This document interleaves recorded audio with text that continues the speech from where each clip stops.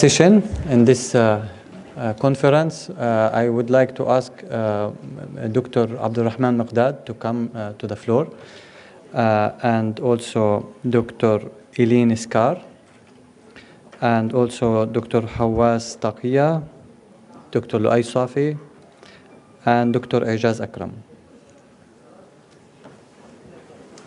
So the title of this session will be Civil-Military Relations, the Way Forward. Dr. Migdad will be moderating the session. Dr. Migdad is an assistant professor of Islamic economics at Sabahattin Zaim University here in Istanbul, as well as he is a research fellow at Center of Islam and Global Affairs at CIGA. Abdalrahman, the word is yours.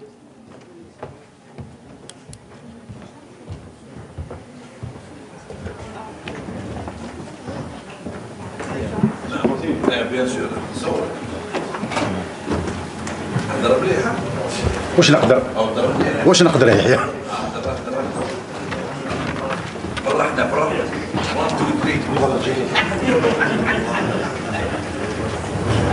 بسم الله الرحمن الرحيم.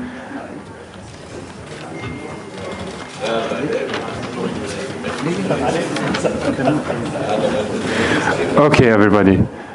This is going to be our last session. This is the way we will start. We'll start with Dr. Louay Safi. For Dr. Louay Safi, he's going to do his presentation, and then we'll immediately take questions because he has a flight to catch. And then I'll introduce the remaining panelists, and from there we'll have a usual discussion. Dr. Louay Safi is a professor of political science at Hamad bin Khalifa University in Qatar.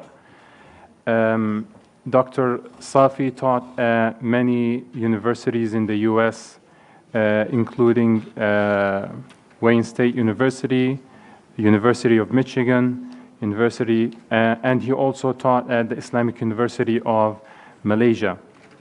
He's the founding member of the Syrian National Council and the Syrian National Coalition. Dr. Safi has authored 15 books. Among those are the Quranic narrative, tensions and transition in the Middle East, in the Muslim world, and peace and the limits of war. Dr. Louay, you can take your time. I don't need to, Bismillah. Assalamu alaikum. Good afternoon to all of you. And the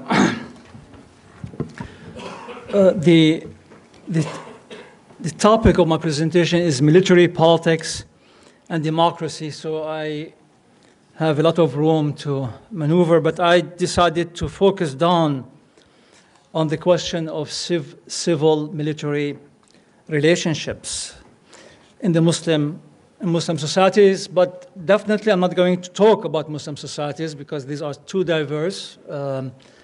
You can talk about them in one breath, and so my focus would be mainly on some of those countries that's really representatives of a larger group of countries.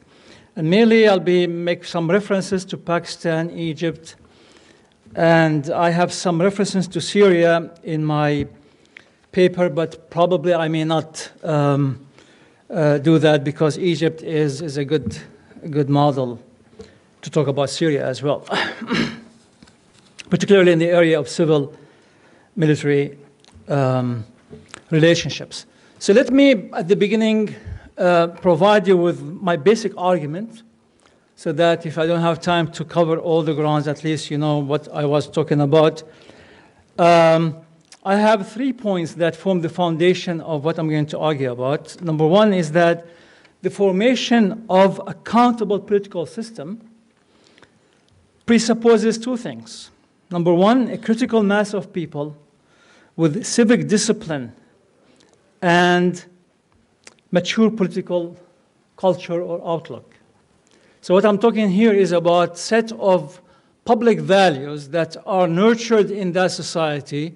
And so people, when they think about the public sphere, they think about it out of those foundational values.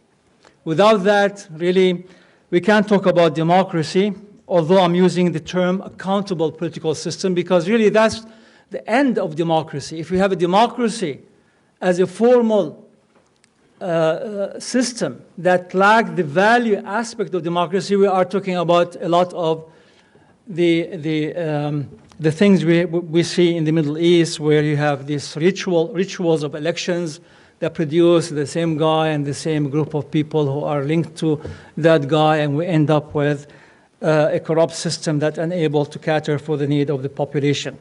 So that's number one. Number two, vibrant civil society. No democracy can be really practiced for long without a vibrant civil society. By that I mean civil society institutions, where people are organized around certain interests that relate to the public sphere. That's number one. The second part of my argument is that the civil military elites in many Muslim societies, and I don't see this dichotomy between corrupt politicians and very upright military people. You know, we have partnership, which I call civil-military partnership, and hence the term elites, in many Muslim societies that inherited the post-colonial state. But not only that, they have inherited also the colonial attitude and practices toward the population. And that leads me to the third argument that I make in this paper, that this colonial attitude of the ruling elite can be characterized as one of disdain, meaning looking at the population from above, as if these are not our equal, and hence patriotism is very patriotic and uncompromising. There is no way for the elites to compromise with these lay people who don't know what they are doing, and they cannot appreciate the contribution of the elites. And therefore, with this kind of attitude, it is, in my view, the right way to describe those post-colonial systems as providing a form of internal colonialism. So what we have in many Muslim societies, I don't want to generalize for all, some are doing better than others, but there are some examples which will strike you as really nothing but internal colonialism, where the ruling elites behave exactly like the colonial power. And they have inherited, those kind of behaviors somehow. I'm not going to go into explanation, but of course, this is another talk and presentation and paper, but they have inherited those qualities. Now, with regard to the issues of colonial attitude, now, there is a lot of literature about that,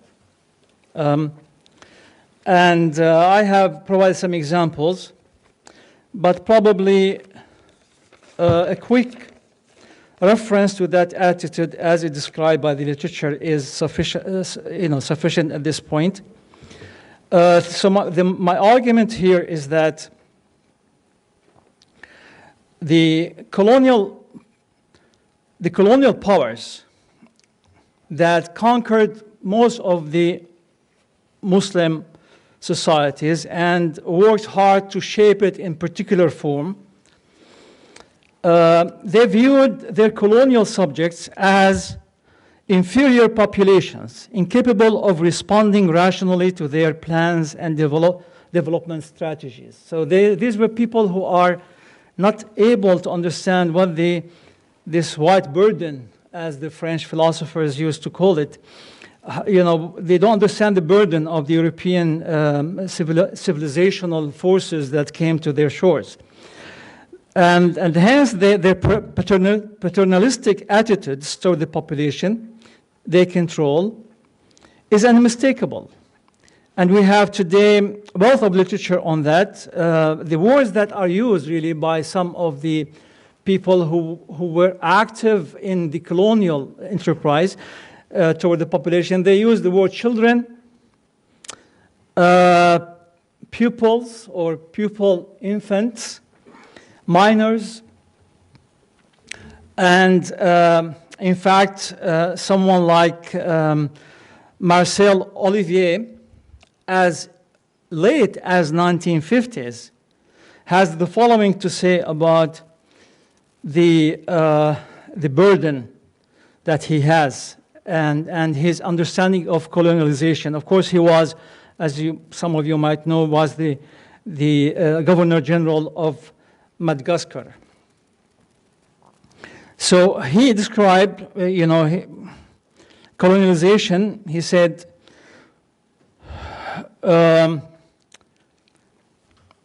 that it's quite clear that colonialization, when worthy of its name, establishes between the colonizing country and the colonized peoples a relationship which can be compared to that of mutual obligations and reciprocal services we find in a family between parent and children. So the colonial power and those who are having the burden of colonizing these uncivilized population have to deal with them like children. Now, definitely this attitude, in fact, which is surprisingly at the beginning, you could find it, in fact, in the attitude of public officials today in many Muslim countries. They don't engage the population. They don't think that they are worthy of being engaged, and therefore you find two things. You find condescending attitude in the sense that they have plans for developing those regions, never consulted with the population, never asked them, what do you think? Are these curricula good? Do you have any input? Should we improve it? What about this policy? What about that policy? Of course, that is not part of what public officials are trained to do in many Muslim societies, including, of course, societies like Pakistan and Egypt and Syria. Of course, probably that would not sit well with some of us, but if you think about it, and I would like some of you to challenge this, really there is no, the political leaders don't see themselves as, obligated to engage the population and seek their consent or appreciation or understanding of their policies. They are just top-down. And then, interestingly, when the population disagrees and protests, then exactly like the colonial powers, you find this internal colonial regimes use military force without negotiation, without sort of trying to compromise, no compromise, and they make sure that there's a high cost for those who disagree with their policies. So that definitely brings us to that. Then, let me jump to the conclusion and talk about the way forward. Of course, there's a need to say something about civil society, but I'm going to say it in a way of concluding my remarks so I don't really take much time. I need to really apologize for my co-panelists that I will not be able to attend their presentation.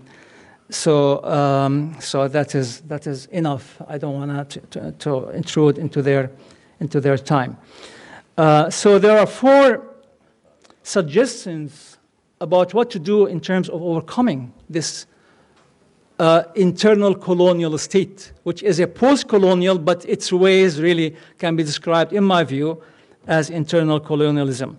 Now, number 1, and let me say one word before I talk about that. I would like to talk about the elite. So the elite is not really those cold-hearted generals, but it is also the enlightened elites, the modernists, who are collaborating with them in every step of the way. And in Pakistan, in Egypt for sure, and in Syria, those tend to be, cohorts. They're always together. They see eye to eye. They have the same morality and the same attitude, the same, views about society and about their role in that society. So the problem here, it seems to me that the ruling elites somehow don't see themselves as representatives of the people.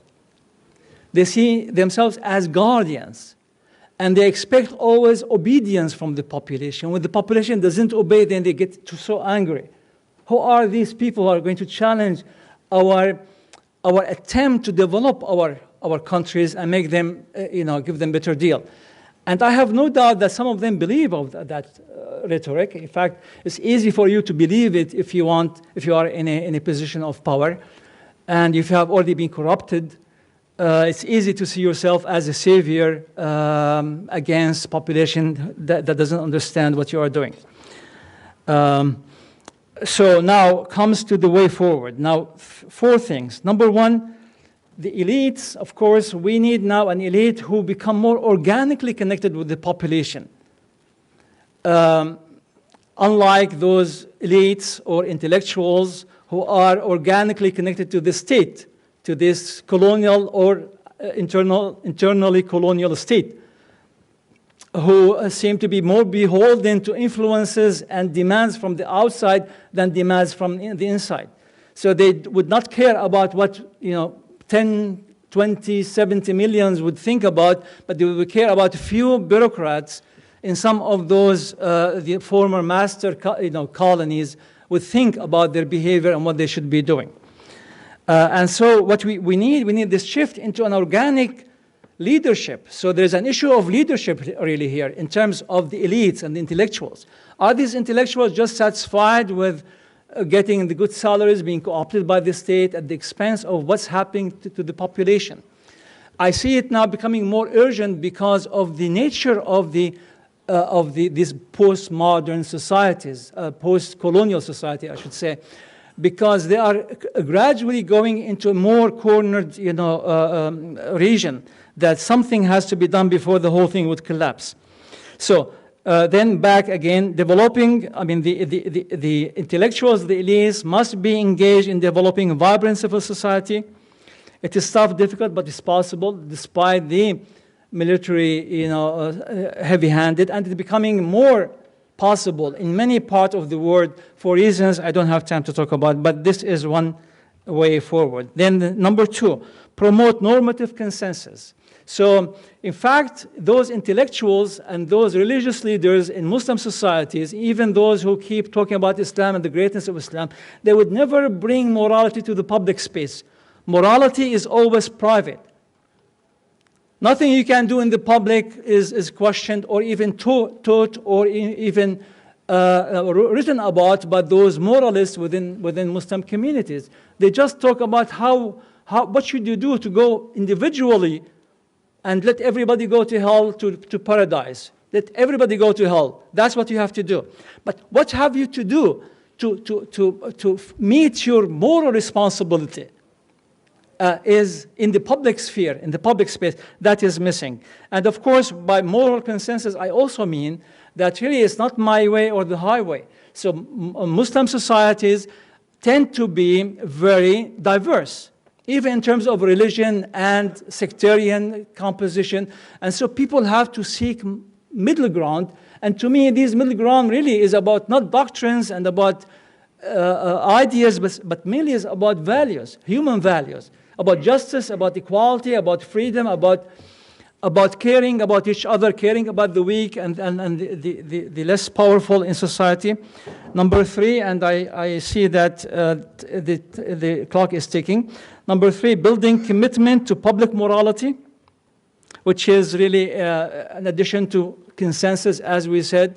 We have in the Muslim world today, and I have been seeing those, interacting with those very closely.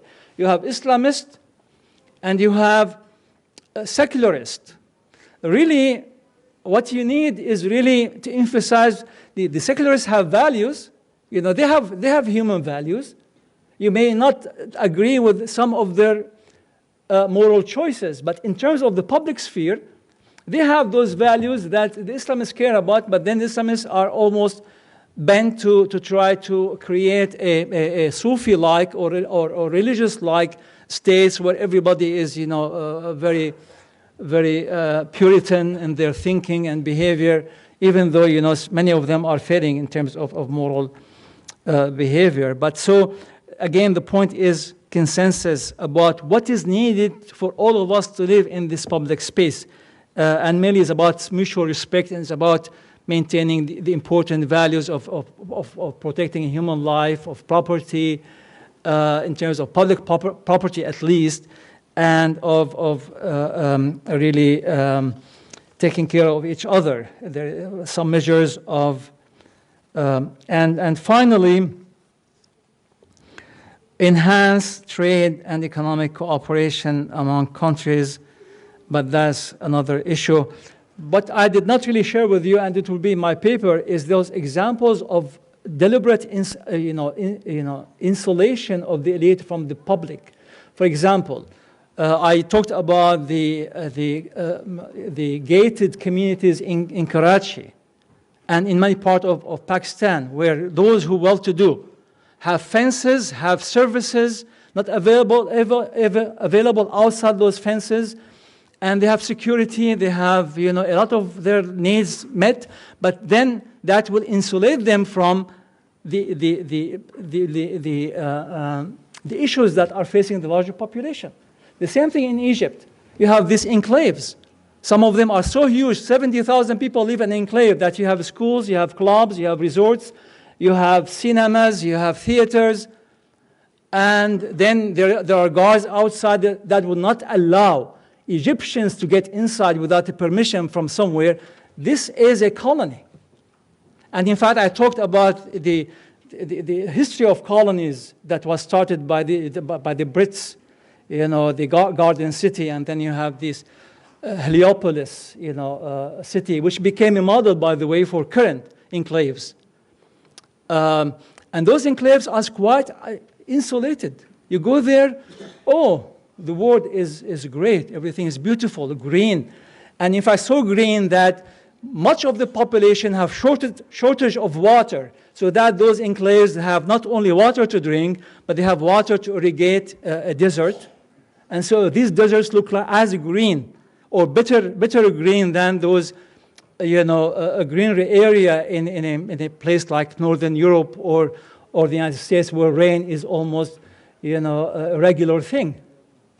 And I have seen in places where it's a desert, but this grass is so green in summer that I have never seen any place in the United States as green like that. I mean, we know that even in the north, in Indianapolis or in Washington, D.C., when the heat becomes so severe, then the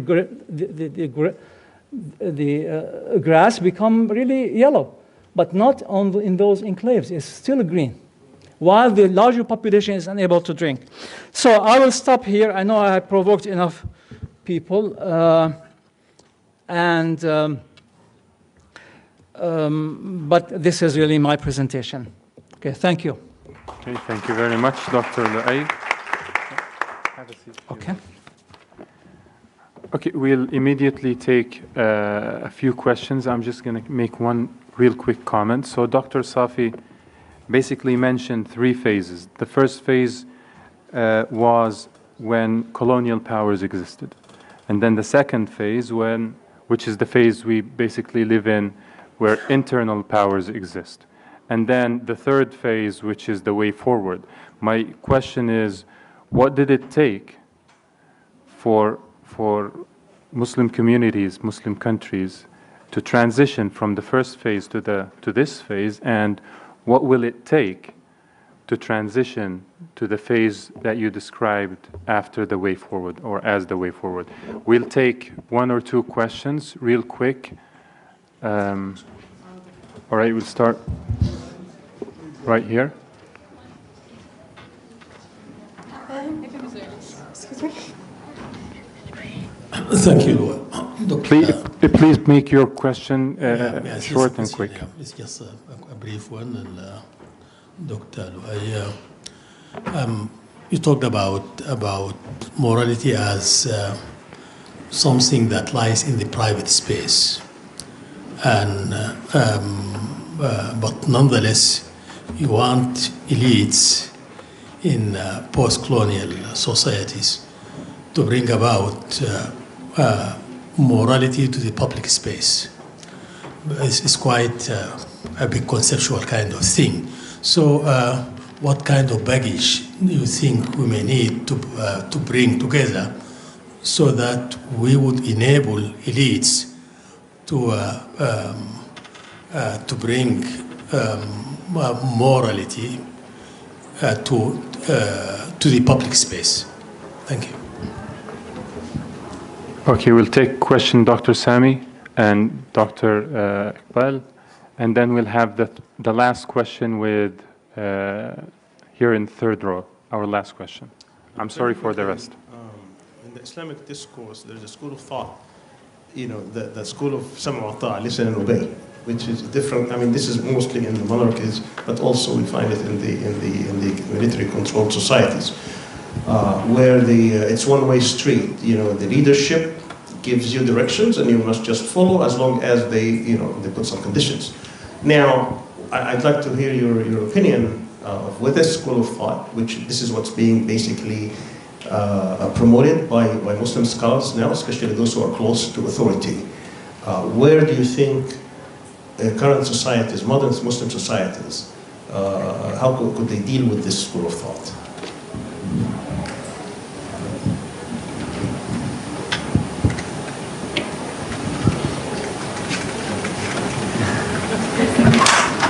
Okay, we'll still get you.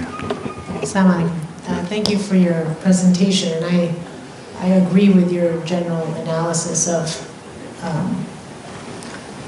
the ailment of elitism.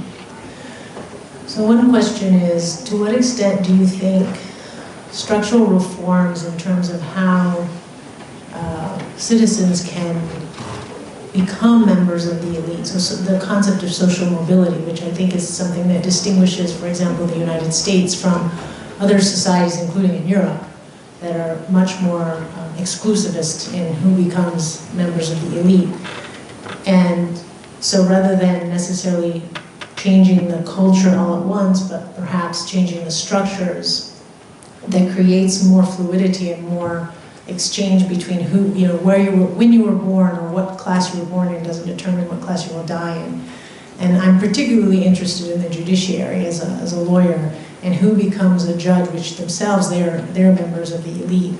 And we can talk about the military as well, etc. But do you think that there's whether that's feasible and how one would implement that without getting resistance from the elite? Because as we heard from the prior Minister of Justice in Egypt, a janitor could never become a judge, if you remember that very insulting statement.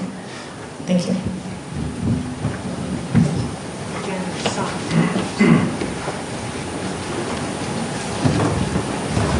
Thank you for a very good presentation. I endorse your kind of analysis of this hyper-coercive post-colonial state.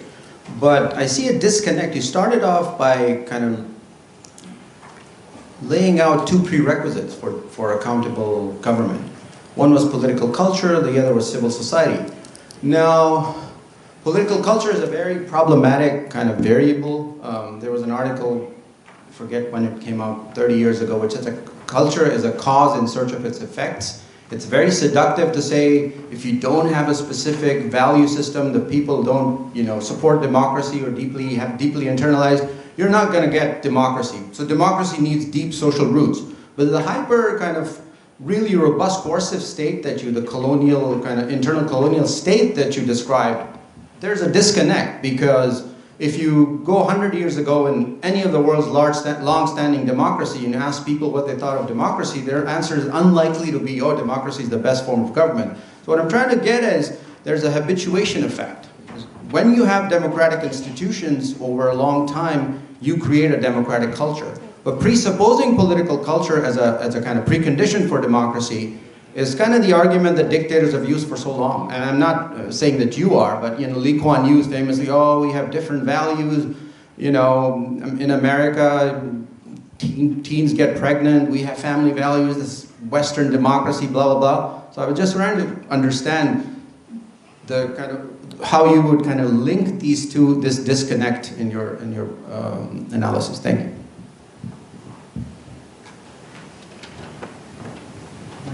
Yes, please. Okay.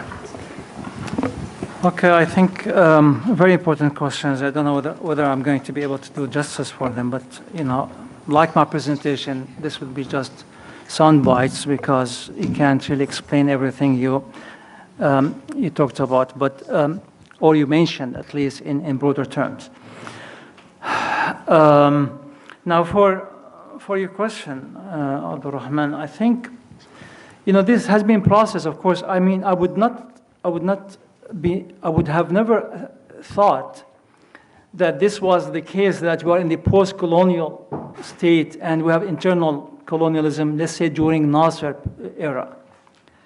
Still, things have not been galvanized, so crystallized, maybe I should say.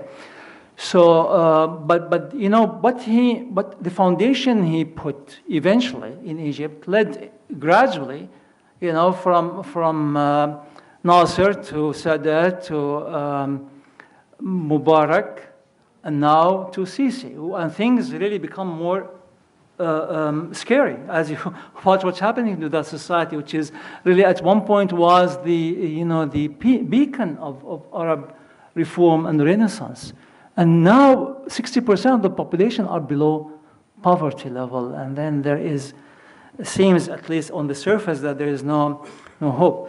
So it has been processed, but the roots have to do with the lack of indigenous internal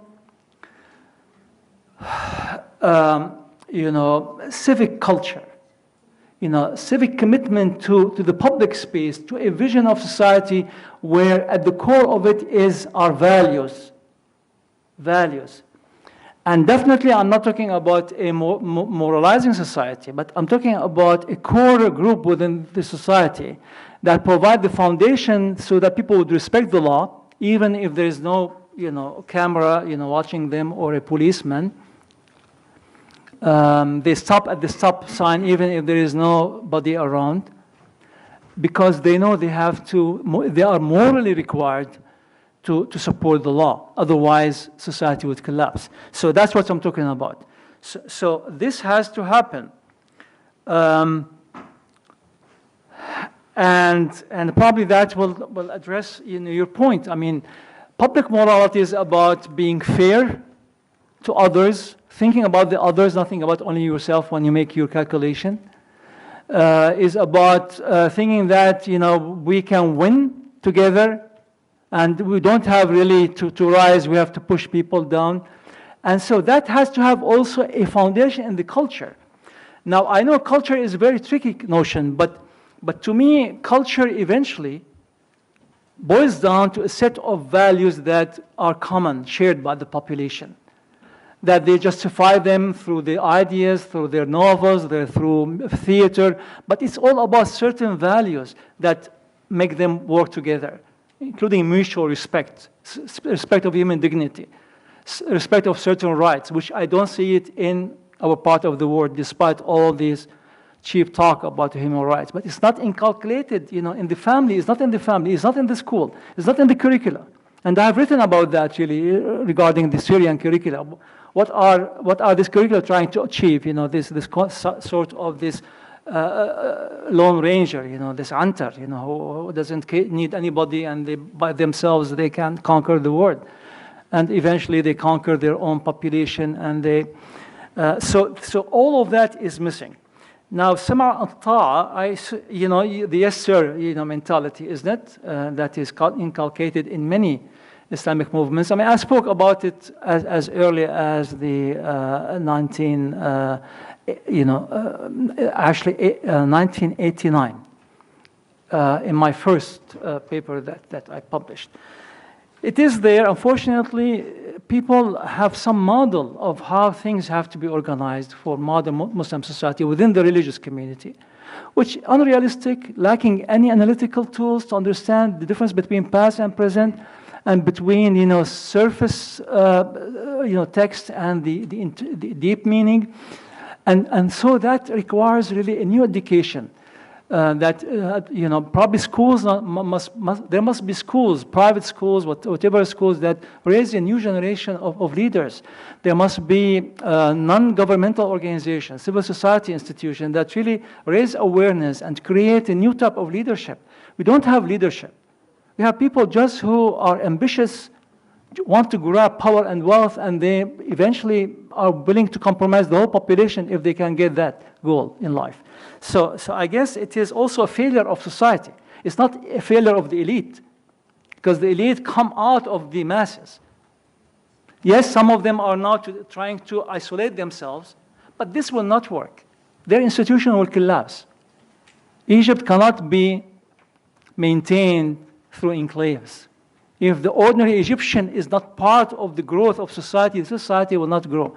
So what I'm saying that eventually, and I start to see it even in Syria, there are, in fact, spaces of freedom for society to jump in, and for the intellectuals and the leaders to start do something about it. And that would lead me to the question of Akil. I think, really, you see, it's a tricky thing, but Europe, you see Europe today the way it is. In my mind, and I have written about that as well, and I studied it a lot, because an event called religious reformation. Modern democracy is rooted in the Protestant ethic and the Protestant Reformation. Without it, Europe will not become capitalist or energetic, or even question of equality of people would not be raised in that society. And so our Muslim society need people who have a religious commitment to values. Otherwise, you'll miss your plane. Pardon me? Yeah. Otherwise, you'll miss your plane. 2 minutes? I have 2 minutes? Yani, try. Okay, please. I'll try, yeah. Yeah, thank you. Yeah, probably I'll miss my plane. But I'll wind up in 2 minutes, and this is really my final comment. So you need a group of people within the society, a critical mass, I call them. I don't know how much. I lived in the United States, and I know really maybe 60% of Americans don't care about the law unless there is some policeman watching. But there is this critical mass. When it disappears, forget about the society. It becomes like ours, And so these critical mass care about the law, care about certain values. They care about speaking on the behalf of the weak and the downtrodden, speaking truth to power in a rational, organized way, not as really those heroes, individual heroes, want to challenge the whole society. So I think that's eventually what I see. And religion, that's why I see Islam has to play a role. But how do you bring Muslims who are enlightened, at the same time have deep commitment to high values? And so they see them as their identity, as their meaning of their lives, as they live on earth, and that will make the difference. Now, how that will happen, I mean, this is another discussion, but I think it is possible. And I see some elements of that happening because of the continuous, pushing of ordinary people in Muslim societies and Arab societies into the corner. So people are trying to think that, well, the old ways of the Islamists and the secularists are not working. Something else has to emerge, where it is a compromise, really. You need a secular society, meaning no one would force religion on the population and make sure that everybody is free. But at the same time, those people have also to have a strong religious commitment to the moral values in the public sphere in particular. Thank you. Thank you very much, Dr. Louay. We wish you a safe trip back to Qatar. Okay, thank you, and I'm sorry for that. No problem. For the remainder of this session, we have with us Dr. Elin Skaar, who will present to us about the impact of civil-military relations on democracy and human rights, lessons learned from Latin America. We also have with us Dr. Haoues Taguia from Al Jazeera Center for Studies. And we also have Dr. Ejaz Akram from National Defense University in Pakistan. And finally, we'll have with us Dr. Khaled Abou Fadl. He will join us through FaceTime. For our speakers, Yani, we try to make our speech within 20 minutes. Dr. Elin, please. Hello, everybody. I hope you're still awake. It's late afternoon. I would like to thank Dr. Sami in particular and his excellent crew at this university, and also in particular all the students who really have been guiding us, feeding us, transporting us, stimulating us intellectually, facilitating good discussions in here and outside this room. I think this has been 3 excellent days of a good learning experience for me. I didn't know very much about any of the countries that are prime on the program before I arrived, and I feel that I have learned a lot during these days, for which I'm very thankful. It also strikes me that there are many parallels between Latin America, which is the region I work on, and the MENA countries when it comes to civil-military relations. Today I'm going to talk about human rights, which is a topic that hasn't really been well covered during this conference. We've touched upon it here and there, but we haven't really spoken about it systematically. So that will be my focus, and I just want to start by saying that cycles of military dictatorships alternating with civil government is also the story of Latin America, not only of the MENA region. And this dates all the way back again to independence in the 1860s and 1870s. However, there has been some recent encouraging democratic development in connection with Huntington's third wave, if you want. And I would like to take you to Latin America just geographically on a map, since this is a region that is going to be not too familiar to many of you. This is a map from 1978. Red means democracy, white means dictatorship. Okay, now check this. 10 years later, you see democracy has spread across the continent, especially the southern part of South America, where there are still civil wars being fought in Central America. Now, this was 88, right? So this is the picture in 88. Now, go 1 point further, 10 years further down the lane, almost all of Latin America, including the Caribbean, is democratic. In 1979, 2/3 of all Latin Americans lived under dictatorship or under internal armed conflict. 5 years down the lane, the picture is totally different. Now, this is not the end of the story. There have been attempts at coups recently, over the last 10 years, in several countries. But the general story is that it is quite democratic. Of course, we can discuss, how consolidated democracy is, how deep democracy is, how genuine democracy is, and I think these are some important issues when we come to discussing civil-military relations.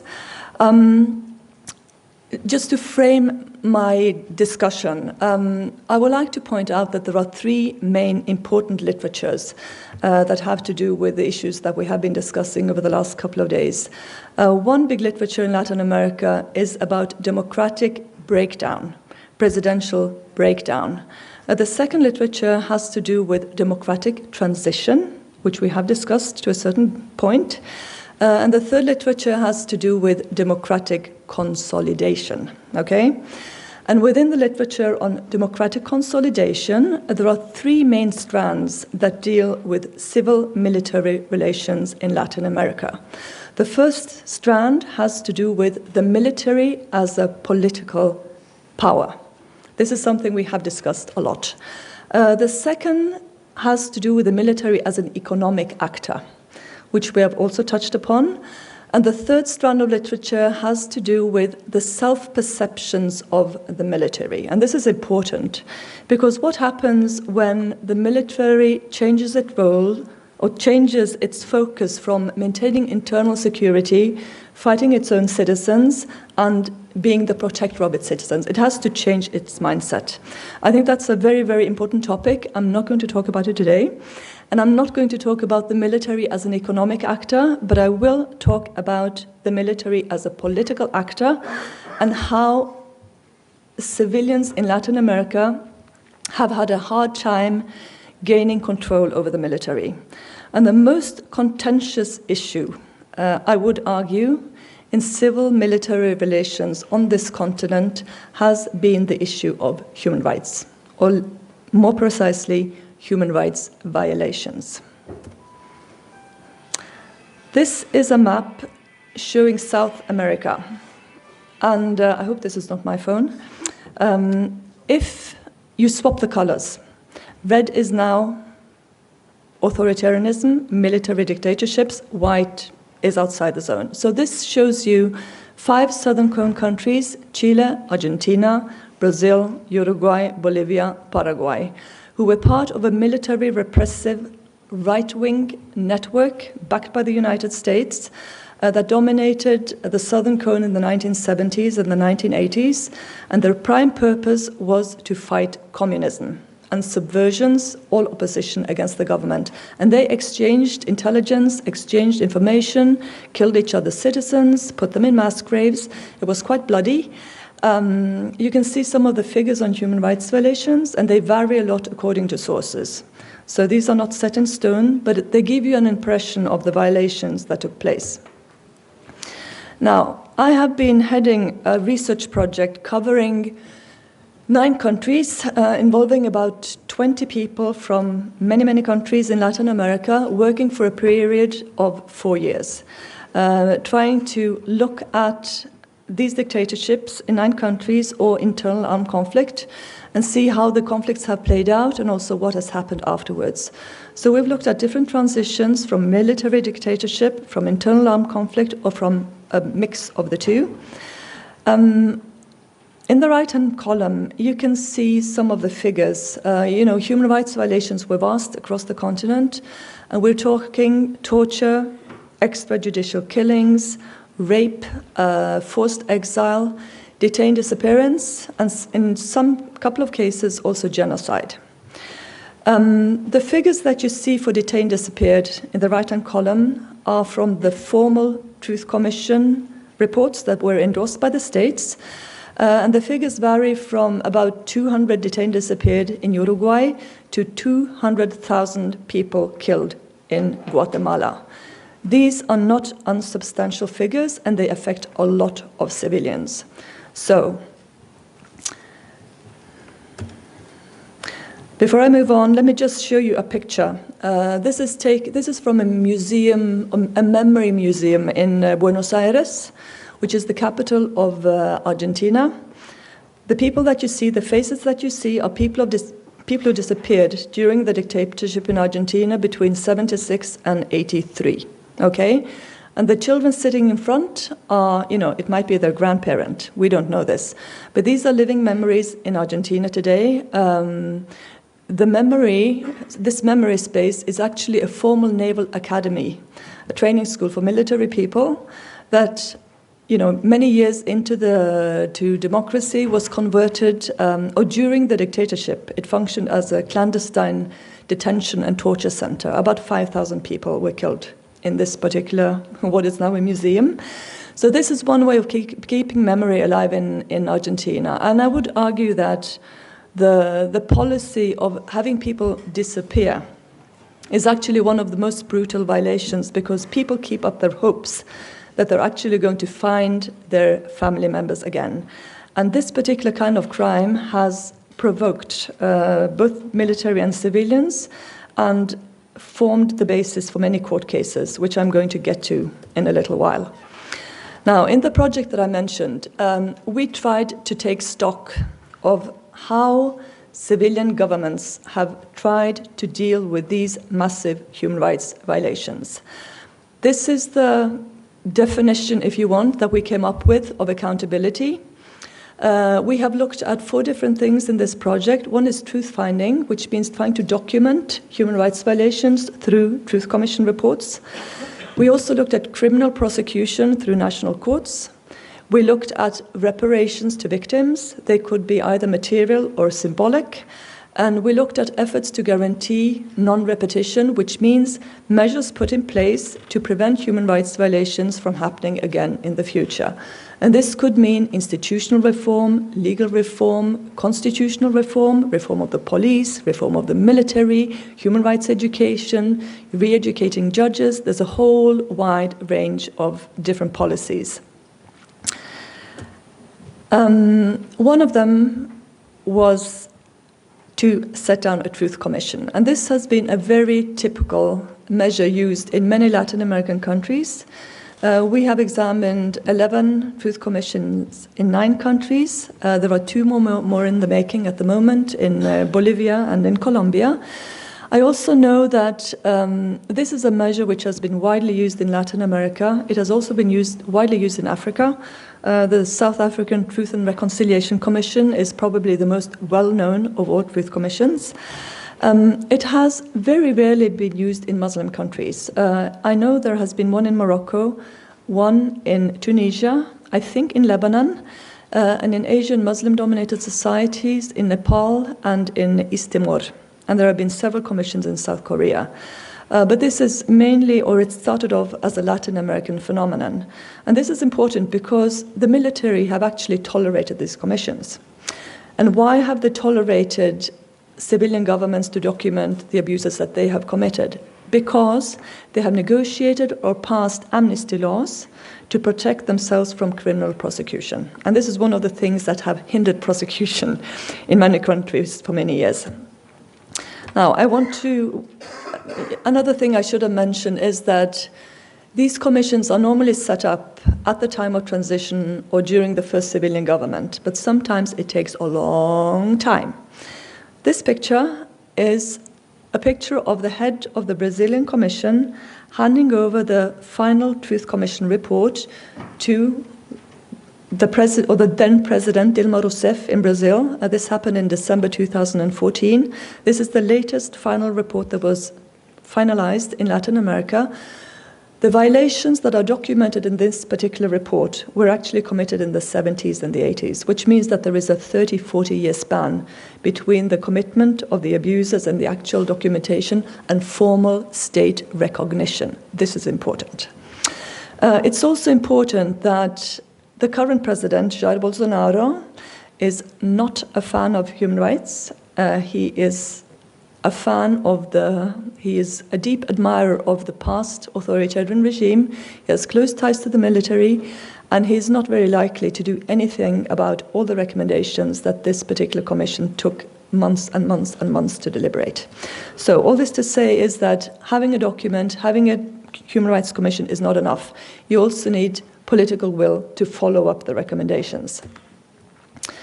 Moving on to something which I've been working on for many, many years, and it's hard to sum up this in just a minute, but I will try. If you look at the top picture to the left, you see a march of people claiming justice, justicia, in Spanish. These are claims for justice that started during dictatorships and during armed civil war in practically all of these countries. And these claims continue until this day. They have mobilized thousands of people. And there has been a response. Somebody in the first panel on the first day mentioned that it was not a good idea to prosecute the military because you would provoke a coup. Okay? So it's better to leave those things buried and forgotten. Now, the only country on the continent that actually tried to prosecute its military at the time of transition was Argentina. The picture you see to your right, in black and white, this is a picture from the world-famous trial of the juntas in 1985. As you well know, the military in Argentina lost the war against Britain in the Falklands War, or Las Malvinas. They were discredited, they lost power, they had to transfer power to a democratically elected president. He promised that he would prosecute the military during his election campaign, and he did. At the beginning, he tried to prosecute the whole military. There were 3 coups attempts or revolts, military revolts. He shrunk his ambitions. He ended up trying to prosecute only the top military brass in the juntas. He managed to prosecute 7 generals. 5 of them ended in jail with quite high sentences. Come in the next president, he thought it was better to forgive and forget. He let all the generals out of jail. We were back to square one. But this is an historic judgment because there's only one other country in the world that has tried to prosecute its military at the time of transition, and that was Greece, Turkey's neighbor. Okay, so this is world famous. And I can also mention that 15 years later, there were new demands for justice in Argentina, and the court cases started rolling. First civil cases in around 2000, and then it exploded later. So at the moment, there are thousands of charges brought against the military. Not only the military, actually, but also military accomplices. There have been judges and doctors put on trial in Argentina with thousands and thousands of witnesses. So these court cases are rolling. If we move away from Argentina to the middle picture, do you recognize who this is? Pinochet, Chile, world famous. Why is he world famous? Detained in London, returned to Chile, and he was prosecuted nationally by his own courts, who he thought were loyal to him after all his reforms, but he died in detention, so he never actually got a jail sentence. There were 200 cases against him. Down to your right, you see Efraín Ríos Montt, the ex-general and ex-president or head of state of Guatemala, responsible for some of the worst atrocities, around 200,000 people killed in genocide. This is the first time in world history that a former head of state has been prosecuted successfully for genocide in a national court by a female judge, who I'm very proud of. Now, the Constitutional Court in Guatemala undid the verdict, and the man died before anything else could be done. He died last year. So, but he was prosecuted and convicted. The bottom left picture is Alberto Fujimori, former president of Peru, who was detained in Chile, extradited to Peru. His case went all the way up to the Supreme Court, and he was successfully convicted in 3 different trials, got 25 years in jail. His daughter, who's been running for presidency twice, is now in jail for corruption. Keiko. Okay. If you try to look at the continent as a whole, how much accountability has there been for human rights violations? Now, this is complex material with a lot of data. 9 countries, 30 years, lots of activity. We have tried to sort of reduce this to numbers. So we have created an accountability scale where 0 signifies, no action against the military. Accountability with a score of 10 means that you have done everything you can possibly do. If you look at prosecutions, there is 1 line for every of the 9 countries, okay? There is only 1 peak in 85. That is the junta's trial in Argentina. Everything else starts moving around the year 2000. So if the line goes up, it means more accountability. If the line is flat, it means nothing is happening. If it goes down, it means you've had progress and setbacks. Argentina comes up as on top, and Brazil is the country that has done the least. This is a graph showing you achievements across truth-finding, fighting amnesty laws, prosecutions and reparations. There's huge variation between the countries. Argentina is still best in the class, which I think coincides with the analysis we heard yesterday about Argentina. And El Salvador is the country which has done the least. This is just to give you a picture of what has been going on in Latin America. But what is important to note here is that every single one of these 9 countries have actually done something to hold the military to account. The question is, why is this happening so late? So the dictatorships were in the 70s and the 80s. So why is this happening 2000, 2010, 2015? Why so late? Now, I think there are some important factors that have to be in place. when we look at this empirically. One is independent courts, which constitute a necessary but not sufficient condition for ensuring criminal accountability for past human rights violations. So, independent courts. Second, three more crucial factors. One, which we have discussed in this conference, is the absence of credible military threat. Second, a sustained demand for justice from civil society actors and their allies, be they national or international. Three, a sufficient legal basis for judicial action in human rights cases. This means that you have to have laws that allow the judiciary to act on criminal cases. And it also means that amnesty laws have to either be thrown out or bypassed by judges, which has happened in all these countries. The last point, which is very important for Latin America, but which may not be relevant for the MENA region, is the regional and international development in human rights law and jurisprudence. This has been crucial in many countries. And before I'm told to stop, I want to give you 7 important insights from this region. Some of them overlap with what I've just said. So, first of all, holding the military accountable right after transitions to democracy has historically been almost impossible. The more time that passes between the time of transition and the actual prosecutions, the more likely you are to have successful trials. And why is this? First of all, as you saw in the pictures, many of those who actually end up in trial are retired generals, they're out of office, they're old, they're frail, they can't really do much harm, they don't have much power. Another, I think, important point is that as time goes by, you get new, fresh blood into the military, and a lot of them actually want to distance themselves with what happened in the dictatorship period because they haven't been part of it, they haven't served in the army, and they have a new role in democratic society, and they don't really want to have the stamp of being, having abused their population, civilians in their own country.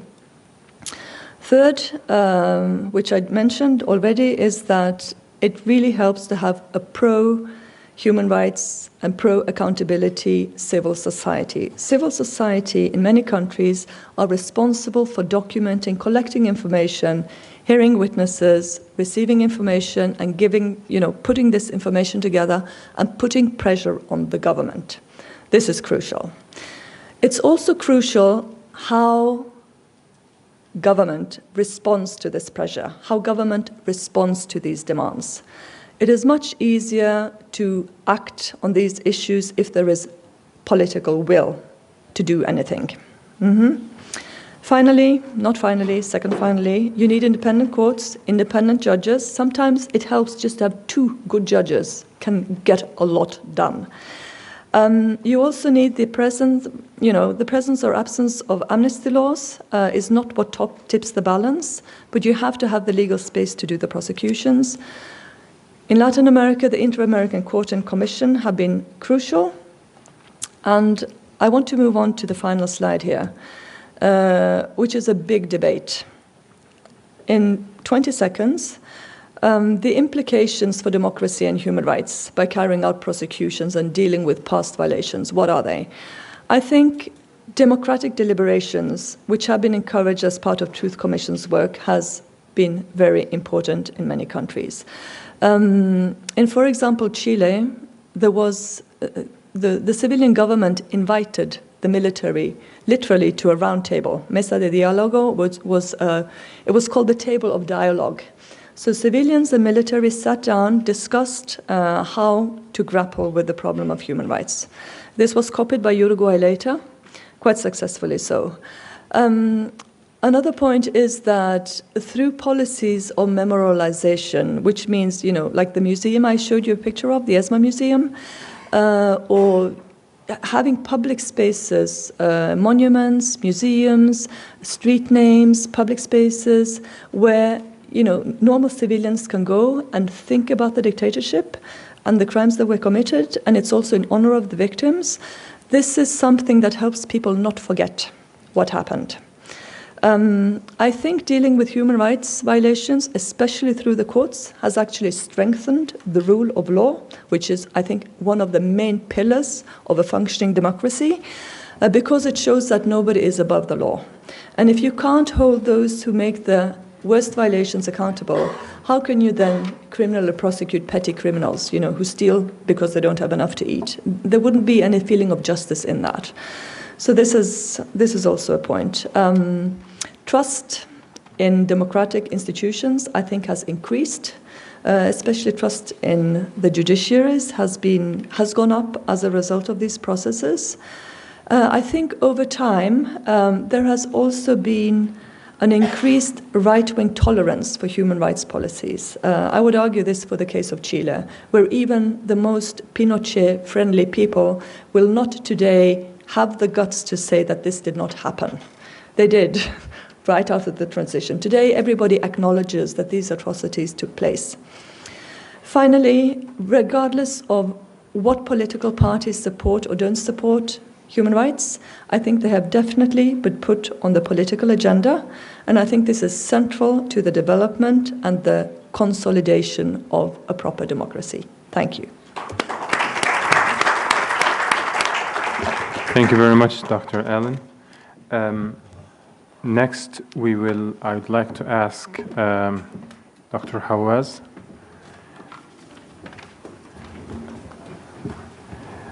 Dr. Haoues is head of Gulf Studies at Al Jazeera Center for Studies.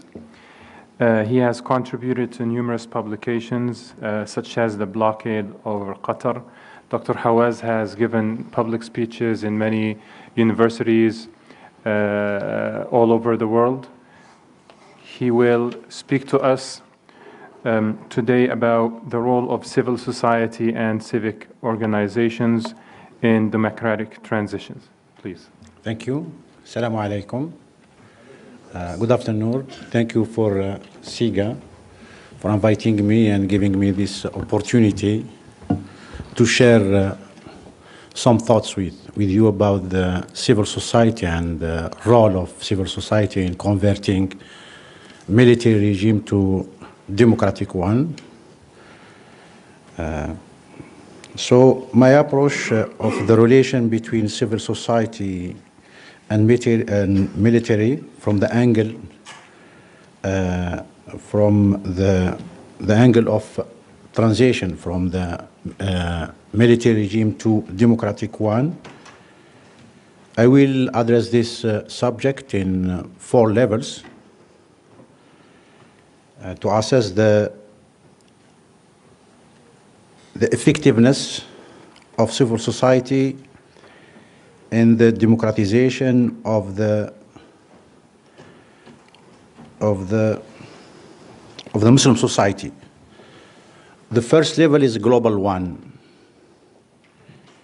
The question that I will answer in the global level is appropriate for the action of civil society to play this role of democratization. I mean by global level the industrial civilization and liberal one. The second level of my talk is a regional one. Is the regional one appropriate for civil society to play this role of democratization? And I mean by the regional one, the MENA region. The third level, is there any necessity, is there any necessity between civil society and democratization, or it isn't necessary that even if we have a civil society, it isn't a cause to have a democratic or democratization? And the fourth level, we conclude by the uses and abuses of civil society regarding to the democratization. So we start by the global level. We know from the St. August, Saint Simonian, and August Comte that we are now living in industrial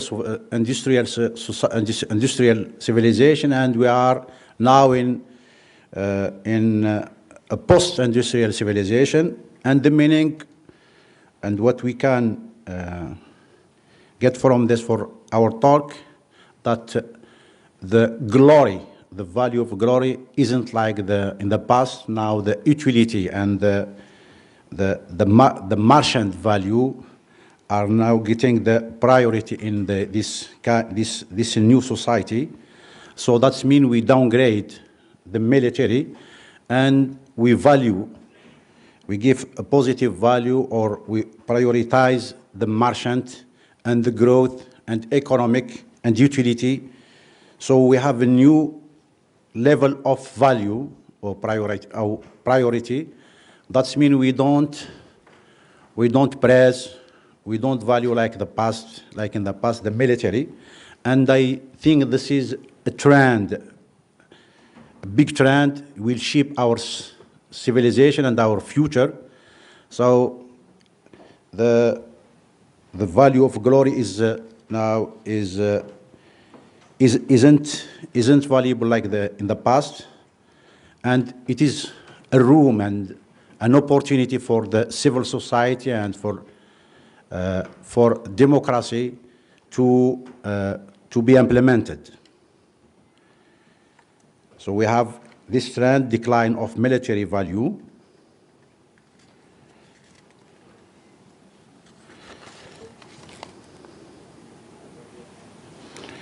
And also we have another trend, liberal values. That means we give importance for the citizen and for the right, human rights, as my colleague mentioned in her presentation. So this is another trend, and the military regime cannot abuse these human rights, because they will be regarded as it will be regarded as negative and as a violation of a very important value in our current civilization. That's mean now this is another trend. So we have at least two trends. We have this now we prioritize the merchant value, and also we prioritize the liberal or the individual value, and these two trends gives a room for the civil society to act and to implement a democratic regime. And what we mean by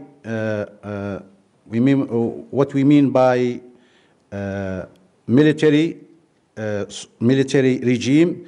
The military regime, I mean the social institution who monopolizes violence and monopolizes the legitimacy of using violence.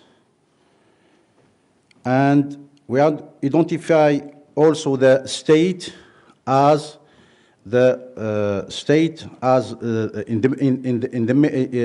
Max Weber defined the state as the social institution who has the legitimacy of using violence. And in our new society, there is an opposition between individual and the state, because sometimes the state can misuse, can abuse using violence against the citizen. That's mean oppression, and the state can oppress its citizens. So in our liberal society, as I mentioned, in our civilization, put the value of human rights on the top of its priority. And so this is a new change. There is an opposition appears between the state and individuals. In the past, the state control and has a legitimacy to treat its people not like a citizen, but like a subject. And Michel Foucault had analyzed this question largely. And also we have another trend. We have a global awareness. We are in the because we have this global awareness because of the danger and the challenges all the humanity face. One of them, the environmental dangers. So we need to gather our forces and to face the same danger. And we feel for the first time that we are in the same world because we are connected, and no one will be safe if anything happened to our globe. So we have this with this awareness. Another trend will shape our future and impact the role of civil society. The new technology. New technology can now connect people and individuals and let them, give them offer them the possibility to create a community facing the common challenge. And now the organization like Human Rights Watch and others using this platform technology to carry their action in the world. So this is the trend in the global level. I will talk now, and all of them give the opportunity for the civil society. They give them the room to work to create this kind of solidarity between people and to face the common challenges.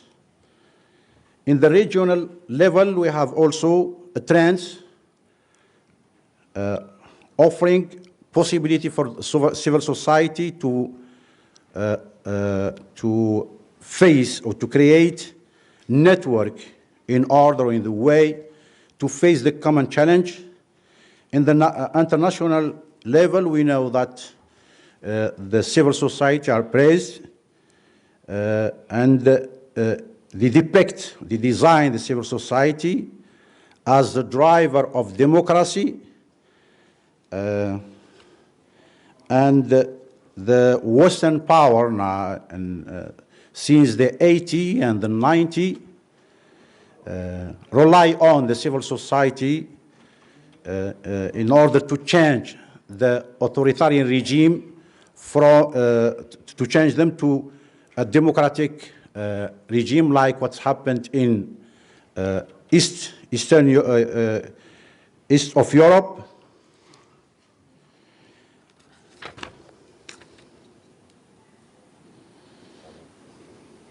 And also in our region, we remember that Bush cited the report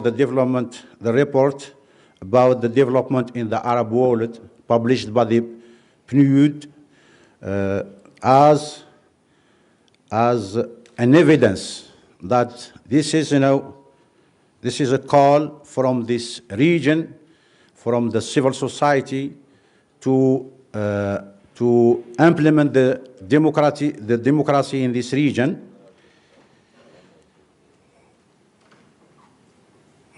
Also, there is another trend, gives the civil society an opportunity to work in this region.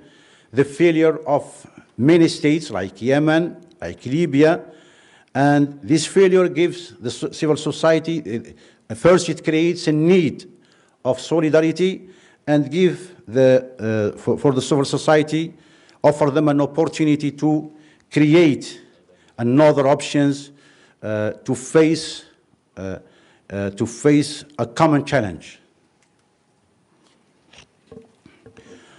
Also, the wave of Arab Spring boosts the civil society in the region, because civil society has had and now has played a huge role in this wave, in the Arab Spring, and what is happening now in Sudan, in Algeria, and also in Egypt, demonstrate that civil society is an important driver in the change of this military regime.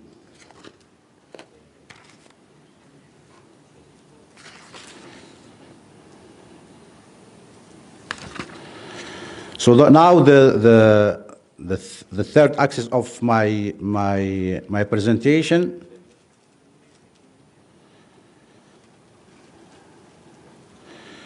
The main difference, because now as I said, there is empowerment of civil society, and now civil society is regarded as valuable in our civilization. There is, and as I mentioned, there is the value of military, the glory is not like the past. Is there any ontologic or any essential difference between civil society and military regime? My answer is yes. There is at least two. For the civil society, the identity of civil society is to be autonomous and using persuasion in its action, because they don't use violence, they haven't guns, and to be autonomous. This is the definition of the civil society. For the military, military don't like any autonomy, because they view the society as a threat, as a danger. So they want to control and to impose obedience at all the part of the society. So there is antagonistic relation between both, but this in the general level, theoretical one, is like, in Max Weber, the ideal type. But, in a concrete, in a historical concrete, in a concrete experience, we should study every experience in its context.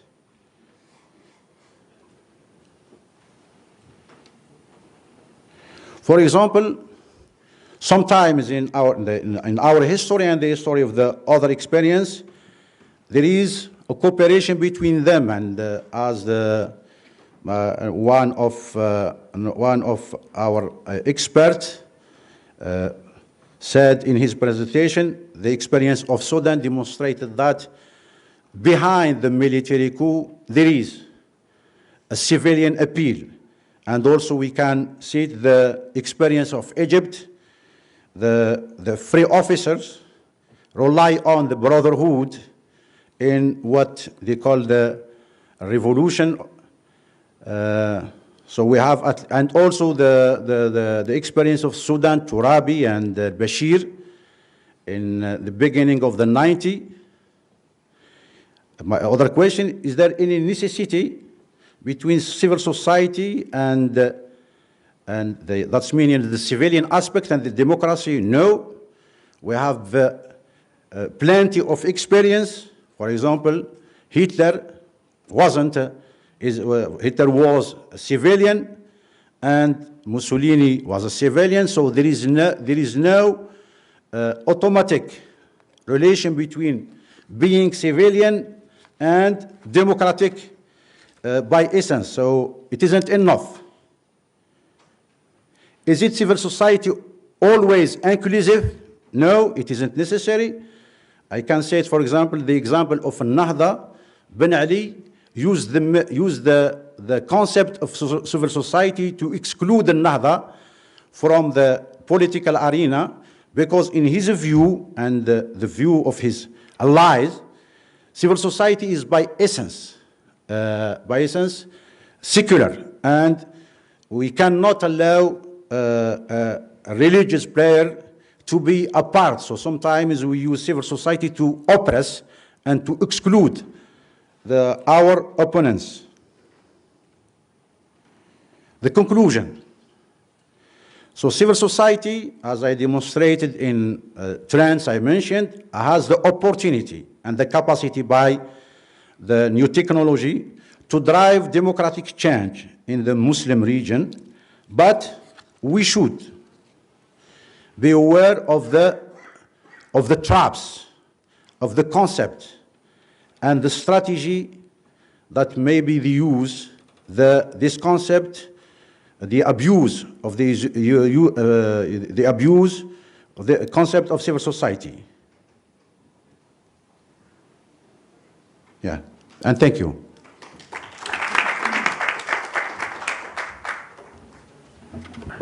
Thank you very much to Dr. Haoues Taguia. Next, I would like to ask Dr. Ejaz Akram from the National Defense University of Pakistan. Can I speak from here? Yes, of course, but let me just introduce you real quick. Dr. Ejaz Akram is presently serving as advisor with Faculty of Contemporary Studies in National Defense University of Islamabad. He holds a PhD in world politics from the Catholic University of America, as well as 2 master's degrees. Dr. Akram also worked at the American University of Cairo, as well as the Franklin College in Switzerland. He also published several books, scholarly articles, and reviews and editorials. Dr. Ejaz will talk to us about a paradigm for civil-military relations in Muslim societies. Please. Thank you very much. We have a 20-minute slot? Yes. 20 minutes, all right. So I'll try to stick within my time frame.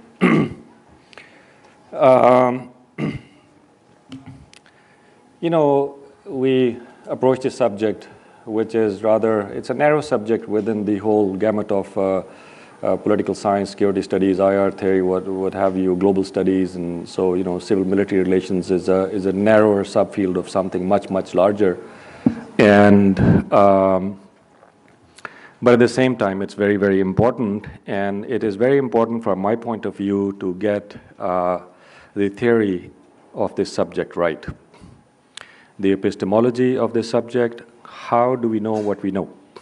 So when we say, you know, there's a quest for democracy, in order to have democracy, we should get the civil-military relations right. So we work with the ontological a priori assumption that democracy is an unalloyed good, which must be striven for, and the general theory of civil-military relations, balance and everything, we constantly make references to the West. Now that may be correct, may be incorrect, but we have to put it to the test of scrutiny.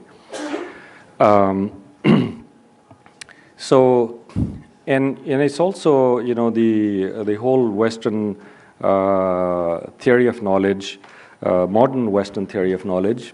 We're not talking about Christianity and Judaism here as yet, but the modern theory of knowledge, as far as its link with modernism is concerned, it is characterized, all modernism is characterized by loss of transcendence. So in such thinking, for many people, maybe, you know, Buddhism or Hinduism or Judaism or Islam or Christianity actually plays no significant role in trying to guide or trying to bring a thinking for what ought to be a balanced relationship between these two and whether or not democracy is an unalloyed good. So, so I thought, you know, who am I? You know, of course, I'm from Pakistan, and you know, I'm also an American, and I'm also Punjabi, and I'm also, you know, partially maybe Turkish by ethnicity, and so forth. So identities are multiple and so forth. But there's something single that is plays much greater role in my thinking, as in the case of many of us, and that's my worldview, which is primarily coming from Islam. Now, what does that have any significant, is that going to be a sufficient guide for me to give me some kind of clues or guide me with an epistemology as to how I can come about with a proper conception of a balance between civil and military? For Muslim civilization, having standing armies is no problem. For Buddhist civilization, it is a problem. For historical Christianity, it was a problem. They had to sidestep the sayings of Christ, given to Caesar, that is Caesar, and given to God, that is God, St. Augustine of Hippo, city of God, city of man. And so you had this an esoteric possibility of a secular thought from the very early Christianity. For Judaism, it does not pose any problem. And similarly for Islam, it does not pose any problem. The Quran says in Surah Al-Anfal 8:60, and prepare against them whatever you are able to of power and the steeds of war by which you may terrify the enemies of Allah and your enemies and others beside them whom you do not know, but Allah does know. So defense is a hukm. You must defend yourself. And then you go to the example of the Prophet. He was the supreme pontiff of Deen al-Islam. He was a prophet. He was a bearer of a book. But he was also a warrior. So many people can say from the pro-military point of view, the Prophet was a warrior, so that establishes that, defense is very important, and hence perhaps, military may be superior because after all, that was his function. But it is important to remember that that is not so, because his function as a prophet, which is bringing down the book of wisdom, was before picking up the sword to fight.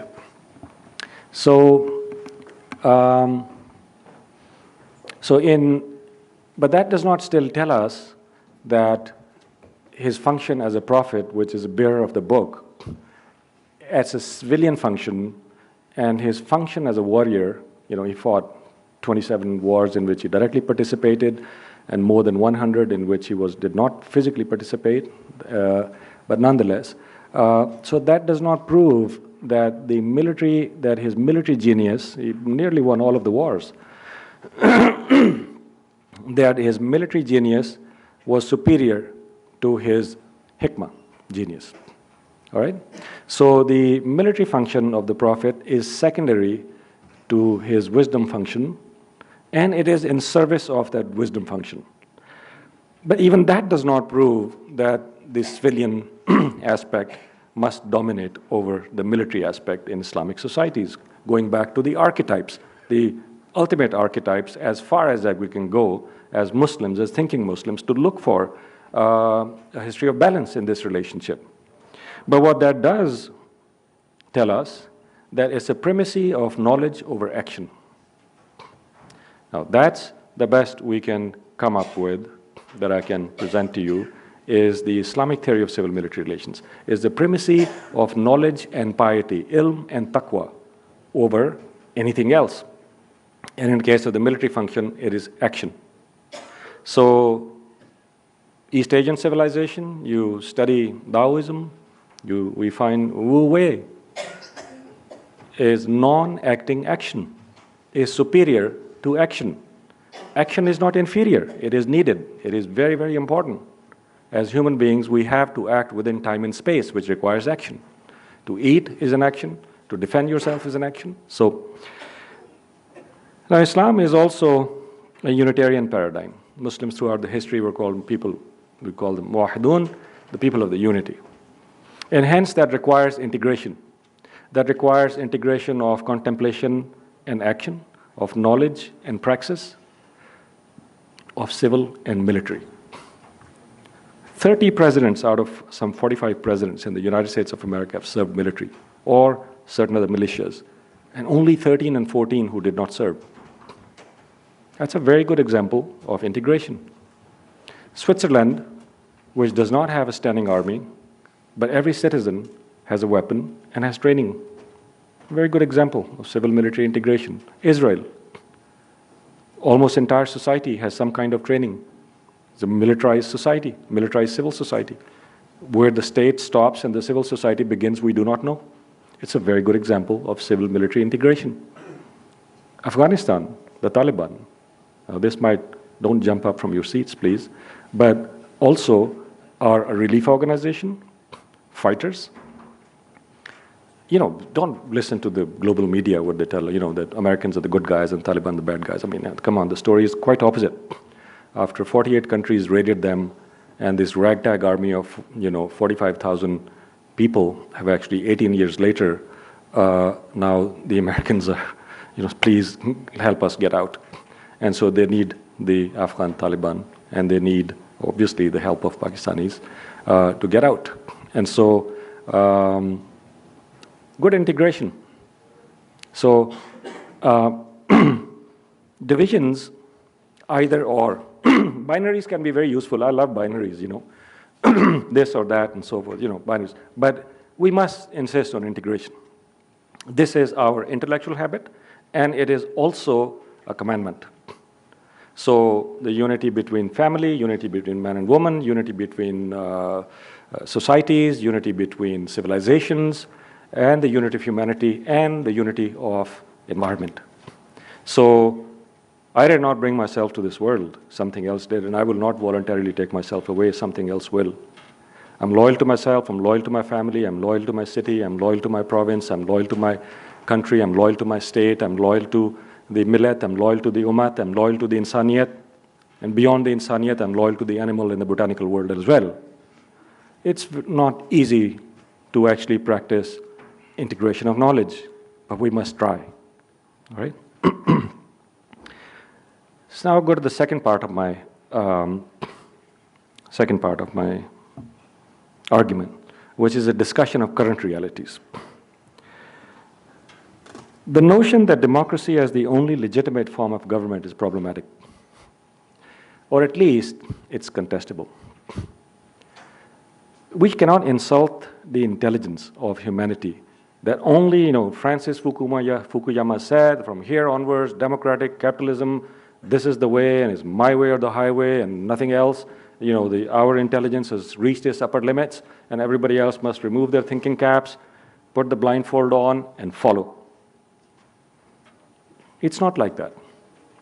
The West, as argued by Oswald Spengler, is in a state of irreversible decline. It does not actually use common sense. It does not actually pay you to follow the path of a sinking Titanic. There are others that are coming up. The West may not think that, Singapore is a humane society and so forth. The Chinese, have any social justice or economic justice and so forth. But that's their problem.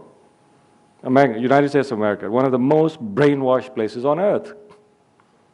Fox News, CNN, BBC, even Discovery Channel and TLC and so forth. I mean, these are gospel hours in the evening. And people listen to them very carefully. And I think that we should not try to follow the gospel. We must try to think with our own intelligence and see very cleverly what we can do.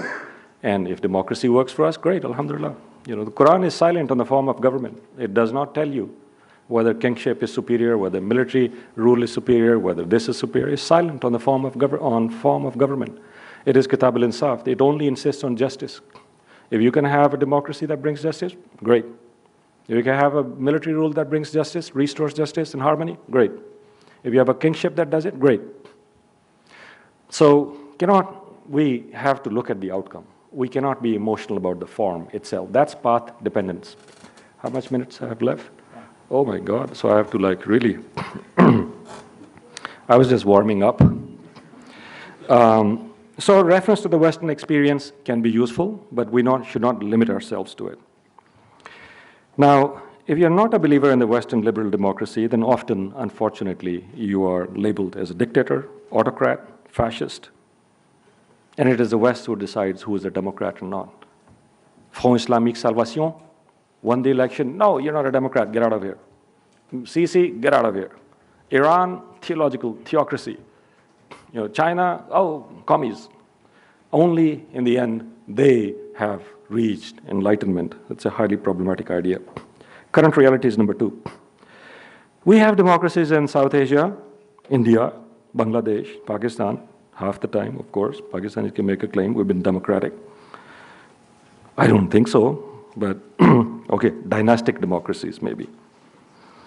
India, you know, Motilal Nehru, Jawaharlal Nehru, Indira Gandhi, Rahul Gandhi, Sanjay Gandhi, Sonia Gandhi. Oh my God. I mean, you know, it doesn't end. Same thing with Bangladesh, same thing in Pakistan. So it's a joke. Then you have the puppet democracies of the deep state, Trump, Modi, Netanyahu. Now, Modi just annexed Kashmir without any justification. 8-9 million people are in a state of lockdown. Hindutva thinks that they do not have citizenship rights. We will actually throw them out. Same thing in the Nagaland and other areas. People are very nervous. They don't have citizenship rights anymore. Is that really what democracy is? Largest democracy of the world. Oldest democracy of the world. Same thing, you know, we have Netanyahu just gobbled up Palestine. This is like, I mean, Israel, of course, but he's the current manifestation, was the current manifestation of the policies of Israelis. And also, I mean, you know, Israel is a very effective state, but in time to achieve its goals. But is the inner content of what they do, is that good for humanity? Has it been good for Palestinian? Has it been good for Dr. Sami? No. So we must rethink about that as well. I want just 1 or 1.5 minute extra. 9/11 was a false flag operation that resulted in a lot of carnage in the Muslim world. That led to a series of hybrid wars, the 4th and the 5th and the 6th generation wars. This is very important. We have to know where the war is headed before you can actually, you might want to rethink this whole framework that we are working with. I'm not hostile to this framework. You know, I don't have any problems living in Scandinavia. I don't have any problems living in Iran. I may have problems living in Saudi Arabia. But hybrid wars in which there's a war against our identity. War is no longer objective. It is being fought in media and academia, and it's entering inside your head. All resistance to these wars must be removed. If religion helps you bring about solidarity and fight the forces of oppression, remove religion through deep secularization. If the states have large military that actually have a problem in your preference of geopolitics, enervate the militaries. Family, same thing. Gender, you know, somebody gave a very excellent presentation, you know, militaries are from Mars and civilians are from Venus and so forth.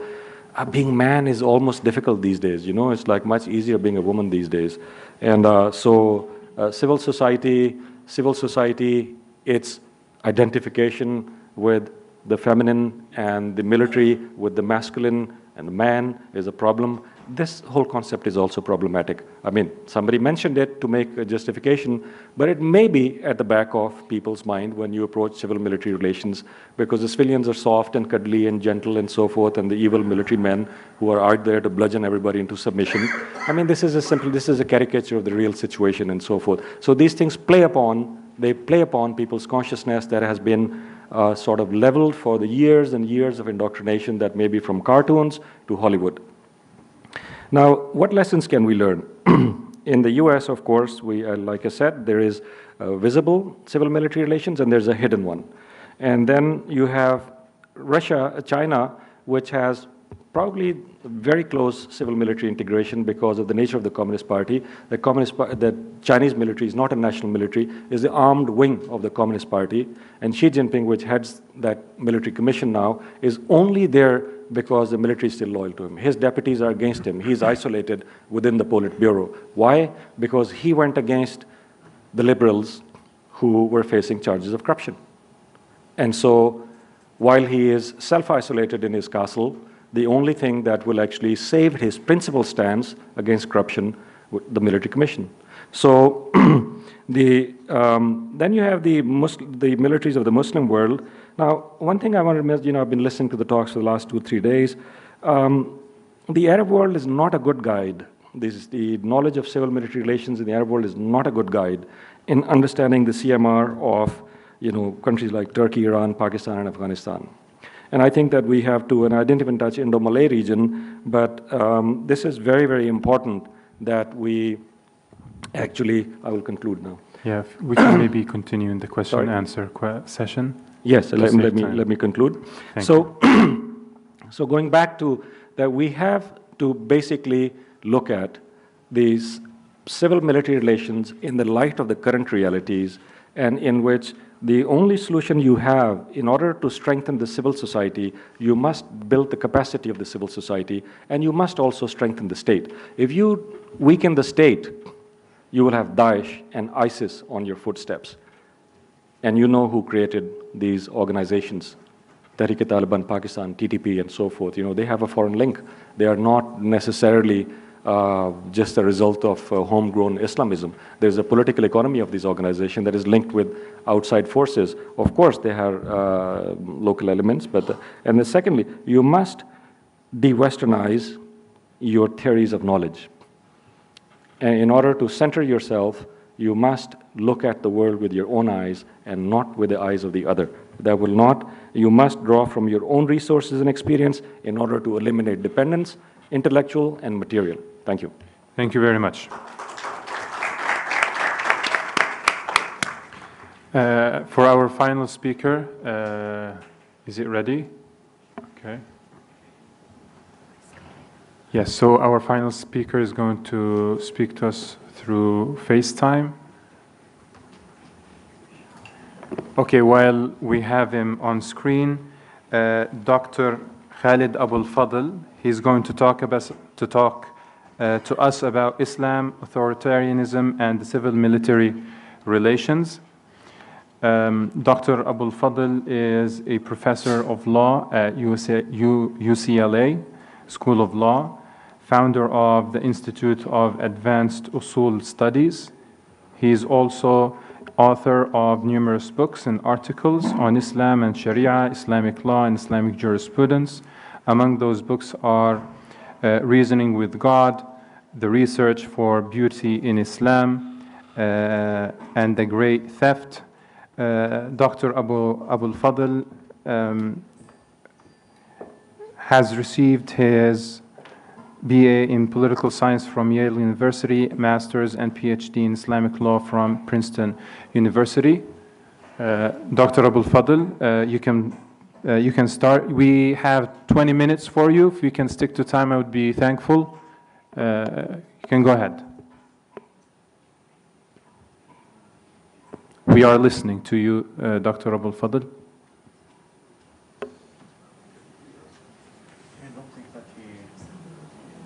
Can you hear us?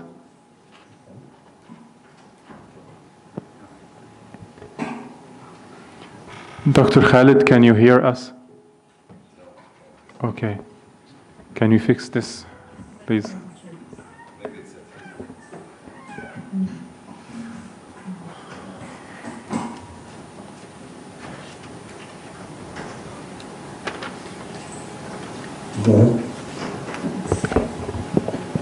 Yes, can you hear us? Yes, we can hear you. Please go ahead. Assalamu alaikum. I can hear you, so I hope that you can hear me. Yes, we do. Okay. First, thank you very much for inviting me, and I apologize that I cannot join you in person. I would have very much loved to be a part of this conference in person. Unfortunately, I couldn't. I know that I am the last speaker in this conference, so I will not keep you long. Inshallah, I'll keep my comments limited. First, I'm not going to talk about Islamic tradition in general, because this is a very broad topic, and there is always the risk of essentializing a complex historical process. What I focus on are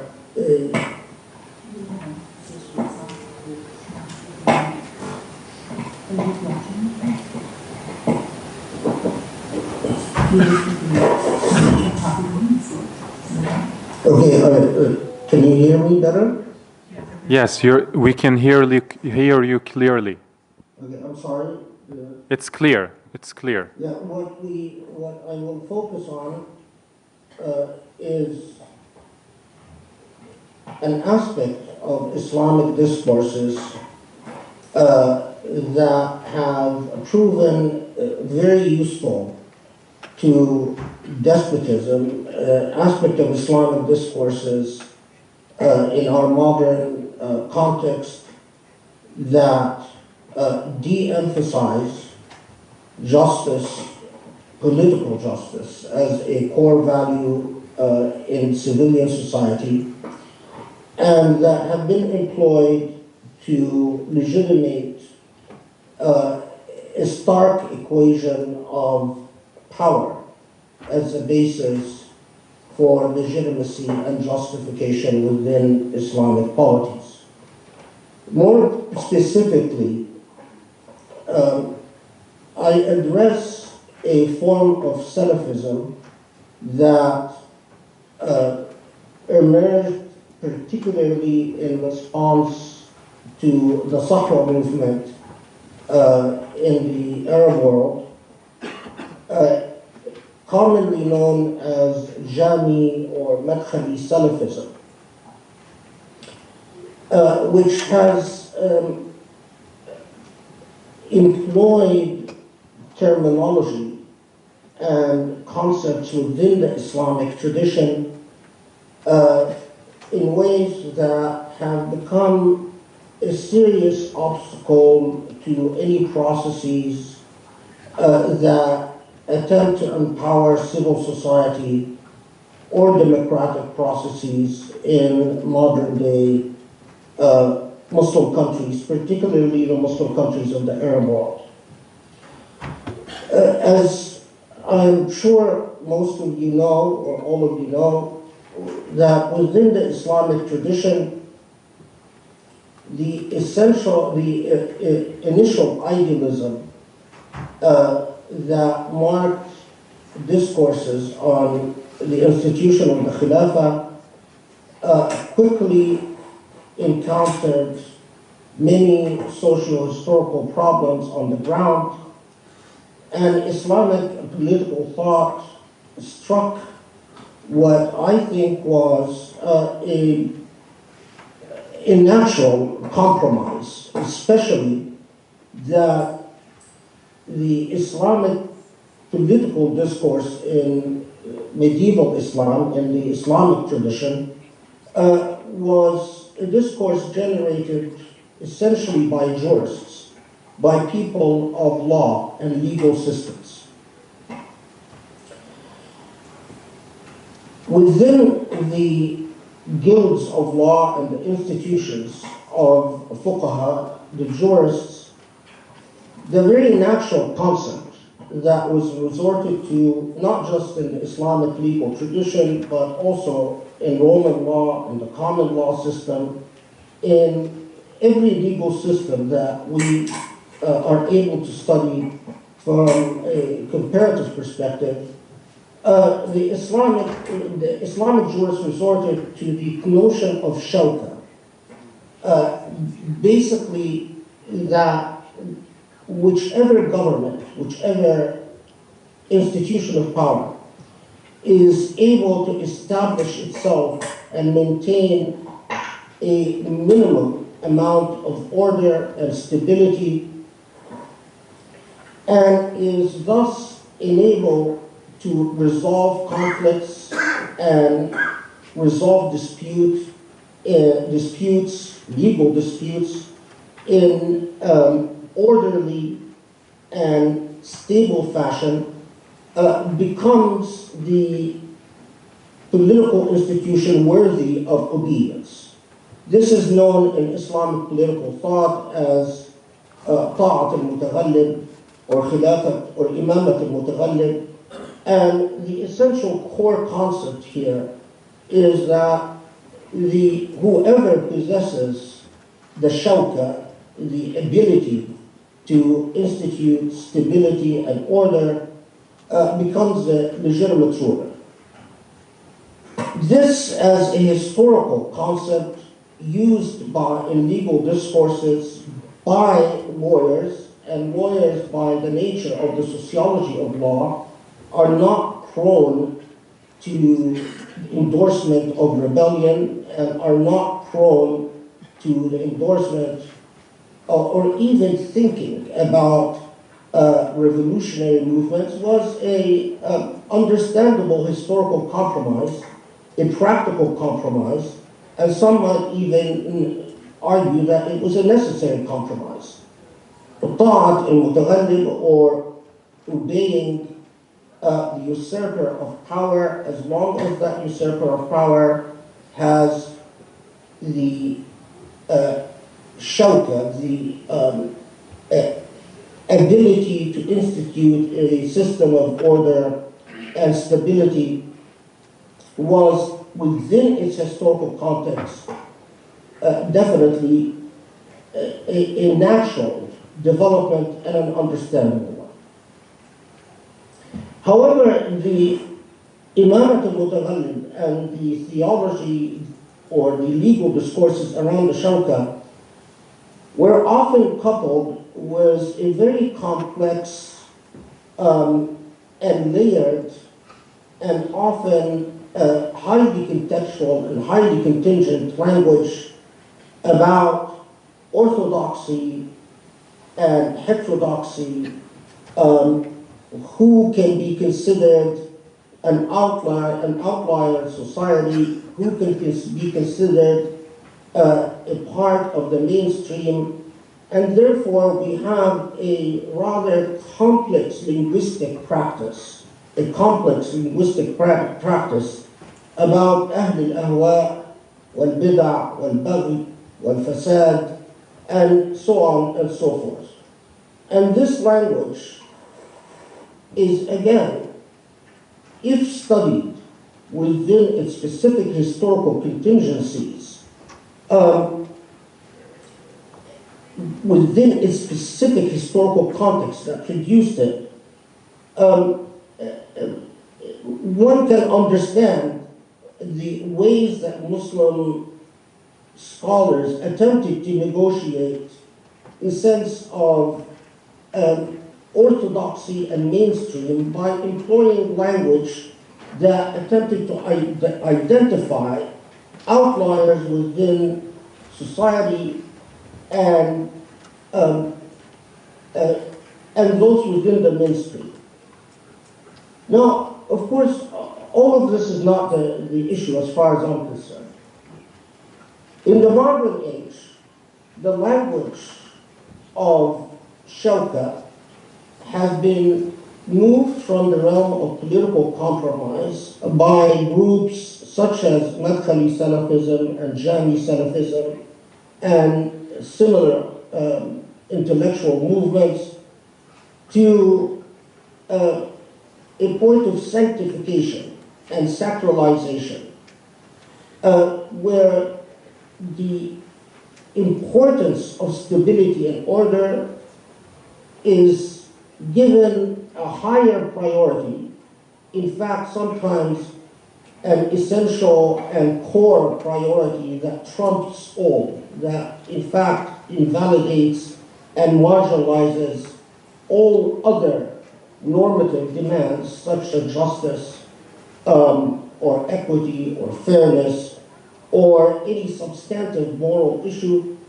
to the point that shauka al-ta'a becomes the singular normative injunction within the Islamic political tradition. In the linguistic debates and discourses of Jami and Madkhali Salafism, often there is a very common phrase that the problem in the modern age is not istibdad, it's not despotism, but it is a tamarrud, or dissent.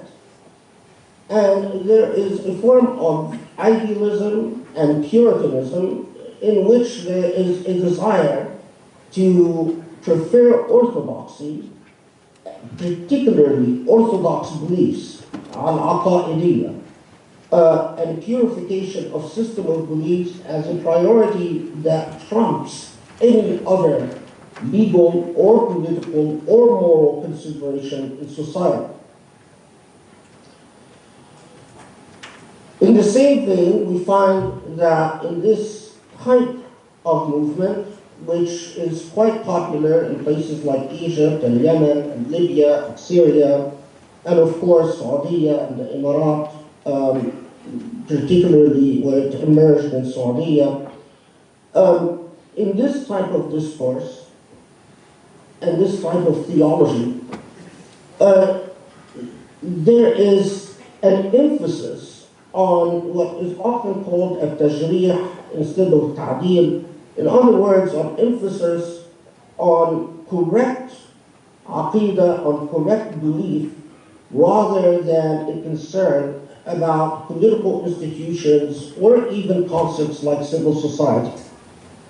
Within this Salafi movement, pluralism, as well as democracy, as well as institutions such as political parties, are considered a form of tahazzub, a form of unnecessary divisions within society, and in fact, an emphasis that al-hizbiyya is a form of ahwa and manahij bid'iyya, that parties, by their nature, is a form of indulgent whimsy and instituting deviation within society. Now, I am assuming, for the sake of this presentation, that this movement is not simply a movement that was produced by the institutions of despotic and repressive state. In other words, I'm assuming that this institution actually has an intellectual core and that it has ideas that it espouses for normative purposes, and that it is not simply an invention by the police state and is not simply funded by the police state to serve its own purposes, but I'm assuming that in fact they are sincere in what they argue and believe in. The problem, though, is that if tamarrud, if dissent, is seen as a far greater problem than istibdad, than despotism, and if differences in opinions and pluralism, whether social pluralism or political pluralism, is seen as a form of ahwa and bid'ah and bagh, and the ultimate accusation, a form of khawarij, or ifsad al-ard, a form of reconstituting the demonized political movement of the khawarij in Islamic history, and a form of corrupting of earth. And if, in fact, the democratic process is seen as simply a form of tahazzub and ibtida' and so forth, it is natural that then nothing remains of civil society as a philosophical paradigm within the thinking of the Salafi movement. And in fact, within the context of the Arab world, in the Arab world, military institutions, since colonialism, have often been preserved and sustained as institutions with near monopoly over power. And there is a mythology that is often embraced by Salafi movements and non-Salafi movements, that out of the entire civil society in the post-colonial Arab world, it is only the military that has succeeded in preserving an institutional hierarchy, while all other institutions in society have proven their failure. It is natural for this type of Salafi movement then to glorify and to sanctify the ability, or to glorify and sanctify whatever institution can deliver what they see as the shelter, as the ability to obtain and maintain obedience and order, even if the cost is injustice, and even if the cost is high despotism. Dr. Khaled? We see this movement, of course, the Jami al-Madkhali Salafi movement, which Dr. Khaled? Ironically supported the coup in Egypt, and which is staunchly loyal to both the police and the army as the core institution worthy of salvation in Egyptian society. We saw the same movement in Libya side with the Libyan army despite the revolution, and see the Wifaq government as simply a form of ibtida' and a form of heterodoxy that deviates from what Islam would legitimate or endorse. We also saw the same movement in Yemen, but here the tendency in Yemen is to see the Shawka as residing either with the Emirat and the military order of the Emirat, or with Saudi and the military order of Saudi, and to see all other democratic movements within the Yemeni context as a heterodox deviation and a form of heretical ibtida' in Islam. I don't want to over-exaggerate, because I strongly disagree with the type of thesis that Samuel Huntington endorsed or argued, and that is very influential within American political institutions, that Islam by its nature is a despotic tradition, and that by its nature Islamic theology cannot understand pluralism or democracy. So it is important to qualify everything I say as a core value of a particular type of Salafism, not even the Sahwa Salafism, and definitely not the Salafism of the Ikhwan. But there is a problem, is that among the arch enemies of the Madkhali and Jami Salafism is specifically the Ikhwan and the Sahwa, because of their endorsement of democratic values and pluralistic values, and because they don't see ta'ah, obedience to the ruler, as a theological, stand-alone, normative paradigm within the Islamic tradition.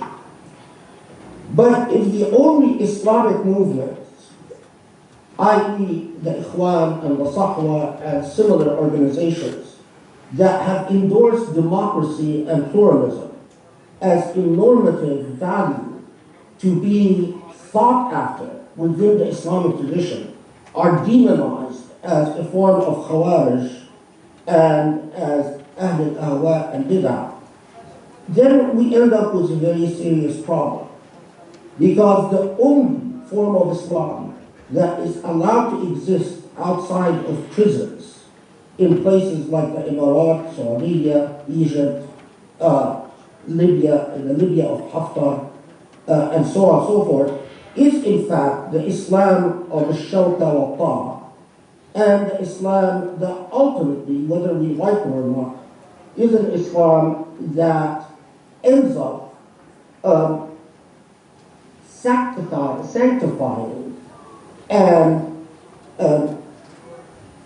uplifting istibdad, despotism, as a natural state of order, even if the cost is justice. Thank you very much for your patience. I know I'm the last speaker, and I didn't want to keep you. Thank you very much.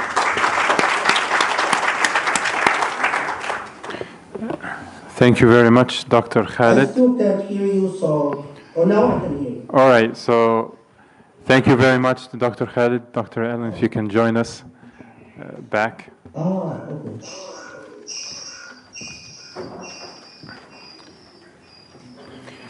Okay. Okay. I have a few questions, but I'm going to go right to the audience to save time.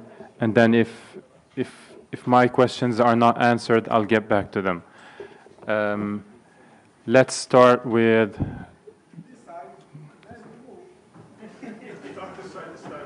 Okay, I'm going to start with Miss here.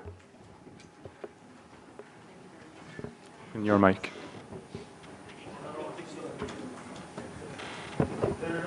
Go ahead, please. And please keep your question limited to a few seconds. Can we have another mic? All our mics are off, guys.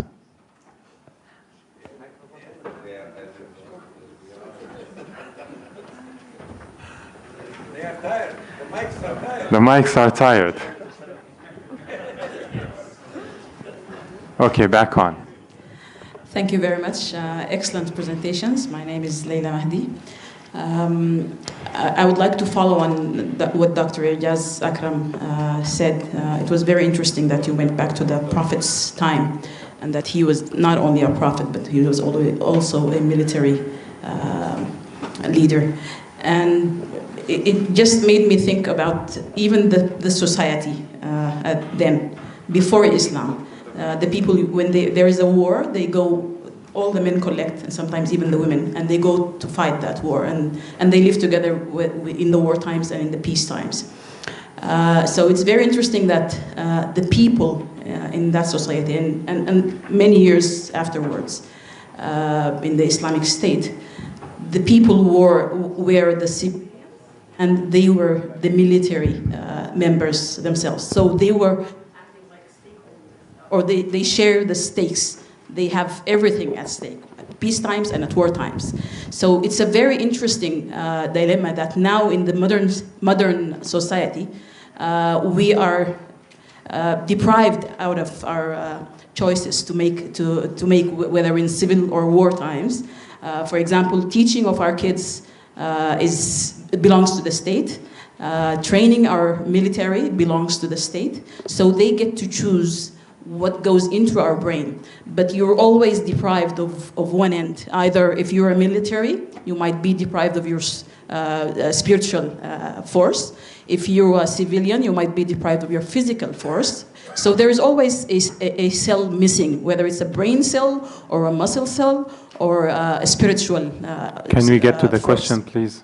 So the question, it's actually not a question, but it's a very interesting point that he stated here. Okay, and I'm wondering if that's the way forwards to get out of the dilemma of integration between the civil and the military forces. Whether we need to politicize the military, or do we need to militarize the society for them to be able to integrate? Thank you very much. We'll have one question here in the back, and then we'll follow by Dr. Akil, and we'll have this gentleman in the third row afterwards.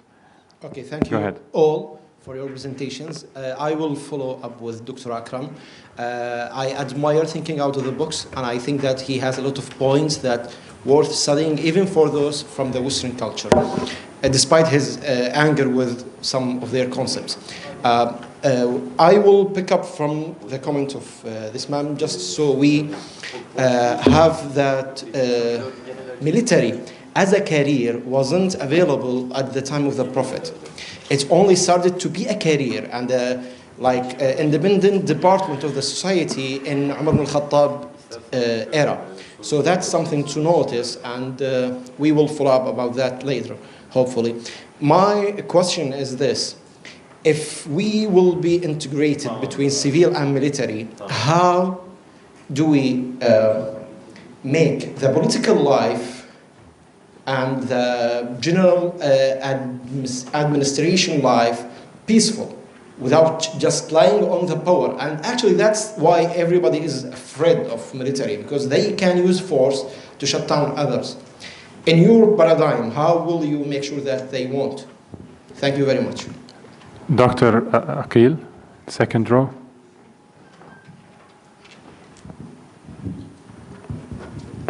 Yeah. My question is to Mr. Akram. Your presentation has so many holes. It's actually has more holes than Swiss cheese. And I'm afraid I speak for myself that I'll have to take a shower after this, because I have never heard such crackpot, conspiratorial views in a serious academic conference. I mean, you're entitled to your opinions, but you're not entitled to your facts. There's no hypothesis, no theory, no evidence, no logic, no research. And you've created, I mean, the worst kind of reverse Orientalism by justifying despotism in the name of Islam. That somehow this essentialist Islam in which the church and the state, or the mosque and political authority are fused. I mean, you're like the brown Bernard Lewis, unfortunately, although he had actual academic credentials. Dr. Akil, if we can have a question, he can't, because please. when I spoke, he had 2 minutes, so I deserve to. I need to get back. The hypocrisy really surprises me. You want to live in Scandinavia, but you want to subject others to the brutality of the Taliban. You are insulting the intelligence and memory of the people who went out in the street and Tahrir Square and everywhere else to rise against despotism. You're trivializing and justifying the horrific sexual assault and rapes that have occurred because your fragile male ego is somehow hurt and you are finding it really hard to live as a man. No, sorry. Okay. Dr. Akil. It's not personal. It's Dr. Akil. not personal at all. It's not. You shut up. You have nothing to do with it. All right, guys. No. If we can, if we can please have a question. Sure. Yeah. Go ahead. Otherwise, let's move on. No. Okay. So facts. The world's largest Muslim country is Indonesia, which is democratic. So I don't know where you come up with this bizarre idea that somehow Muslims and democracy, or democracy is a Western concept. 2, we live in a world of state nations for better or worse. And a modern society's needs are not the same as the society of a tribal society in the 7th century. So I'm really at a loss on where you come from. I would like you to present some evidence, some research, some theory, some evidence, because otherwise to me it sounds like, those theories which say aliens cause Ebola or the CIA causes tornadoes. I mean, there's no causal story, there's no methodology, so I'm really at a loss. Dr. Akil, all right. We have this last question. Not last question, but go ahead. My question is very simple for Dr. Elin. Thank you very much. There is many ways to document crimes that the regime is doing right now. So is there any way we can trust the international courts to judge these people, or there is no way we can rely on them? That's only my question. Thank you. Okay, let's have a last question for this round, and if we have time, we'll go for another round. Okay, my question for Professor Elin. Thank you for lecture. But let me, please correct me if I'm wrong.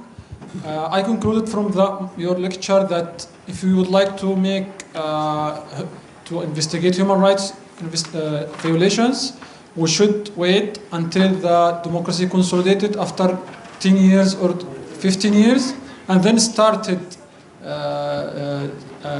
inspections about human rights violations. Otherwise, we will not have democracy. If this right, do you think this is retrograde wisdom? Because no one can sell for the people who demand democracy that you should wait 10 years or 15 years till you get what you want. This is my question. Please elaborate on this. My second question for Professor Ejaz. Also, let me put it in this way, and please correct me if I'm right. You are suggesting, if I'm wrong, yes. Thank you. So, you are proposing integration between civilians and military, and this is a very common trend in civil-military relations. But you putting this in that way, we are in exceptional situations. We have external threats. We are Muslim-dominant countries. We are exceptional. We are different from others. And to do this, we need to have a strong state, and strong state means strong military. But this leads us during the last 40, 50 years that we have the strong militaries, the weak states, and we don't have development and we don't have democracy. Should we put the argument on its leg and say we should have strong state because we are exceptional threats, blah, blah, blah, blah. But this has become by having strong civilians, strong civilian institutions, strong civil society, and among those institutions we have strong militaries who are dominated by civilians. Thank you. Okay, thank you very much. I have some of my questions actually asked.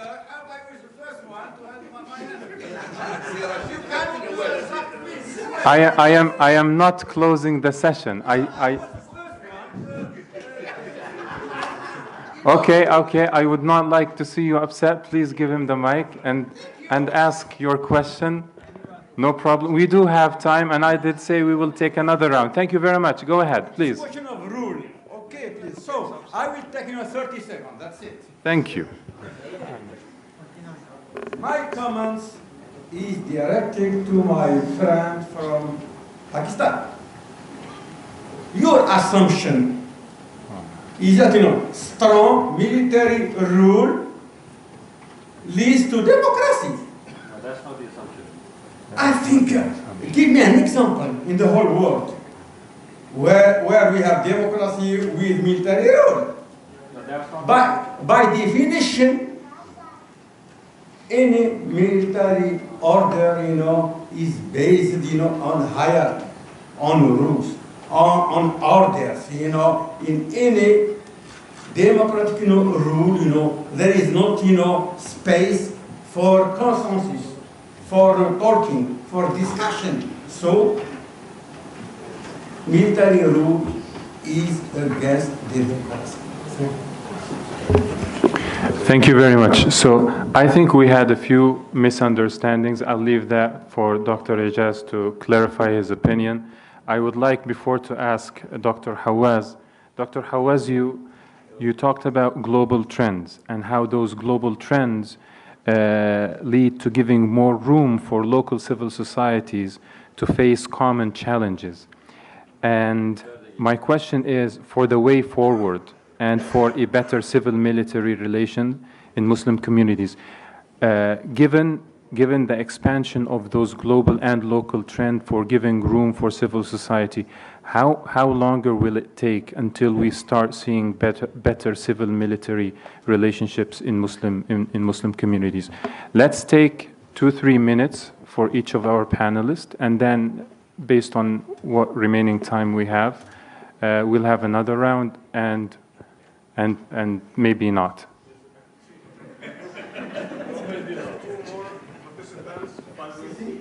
Okay. Okay, thank you for your question. It's actually a matter of clarification, because I did not mean that you should wait many years to have justice for human rights violations. On the contrary, what I did say was that claims for justice actually start very often during the conflict or during the dictatorship. Also, the documentation of human rights violations usually takes place during the dictatorship, when civil organizations, victims organizations, NGOs, lawyers, family members actually record what happens. So these are processes that are ongoing while violations are ongoing. The point what I was trying to make is that empirically, it's very hard to prosecute. That means hold criminally responsible those who have committed the violations, simply because the political climate is usually very fragile at the time of transition, and democratically elected leaders, their number one goal is to stay in power, right? And they know that if they upset the military too soon, they risk a coup. So they wait. So empirically, it takes time. So politically, it's usually impossible. Another thing I mentioned was that you need independent courts. And very often courts have not been functioning very well. They've either been accomplice, they've been out of order totally, or judges have been weeded out, replaced by military accomplices. So usually you need to clean up the justice system and reform it before judges can actually handle these cases. And thirdly, you need a legal basis for criminal prosecution, and very often those laws are not in place at time of transition. So the conditions are not right. It's not that I think it's a good idea to wait. I think it would be a very good idea to start earlier, but for various reasons it's not possible. Yeah?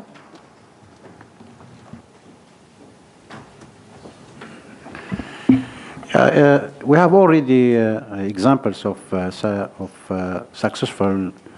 We have the civil society in Tunisia, prized with the Nobel Prize.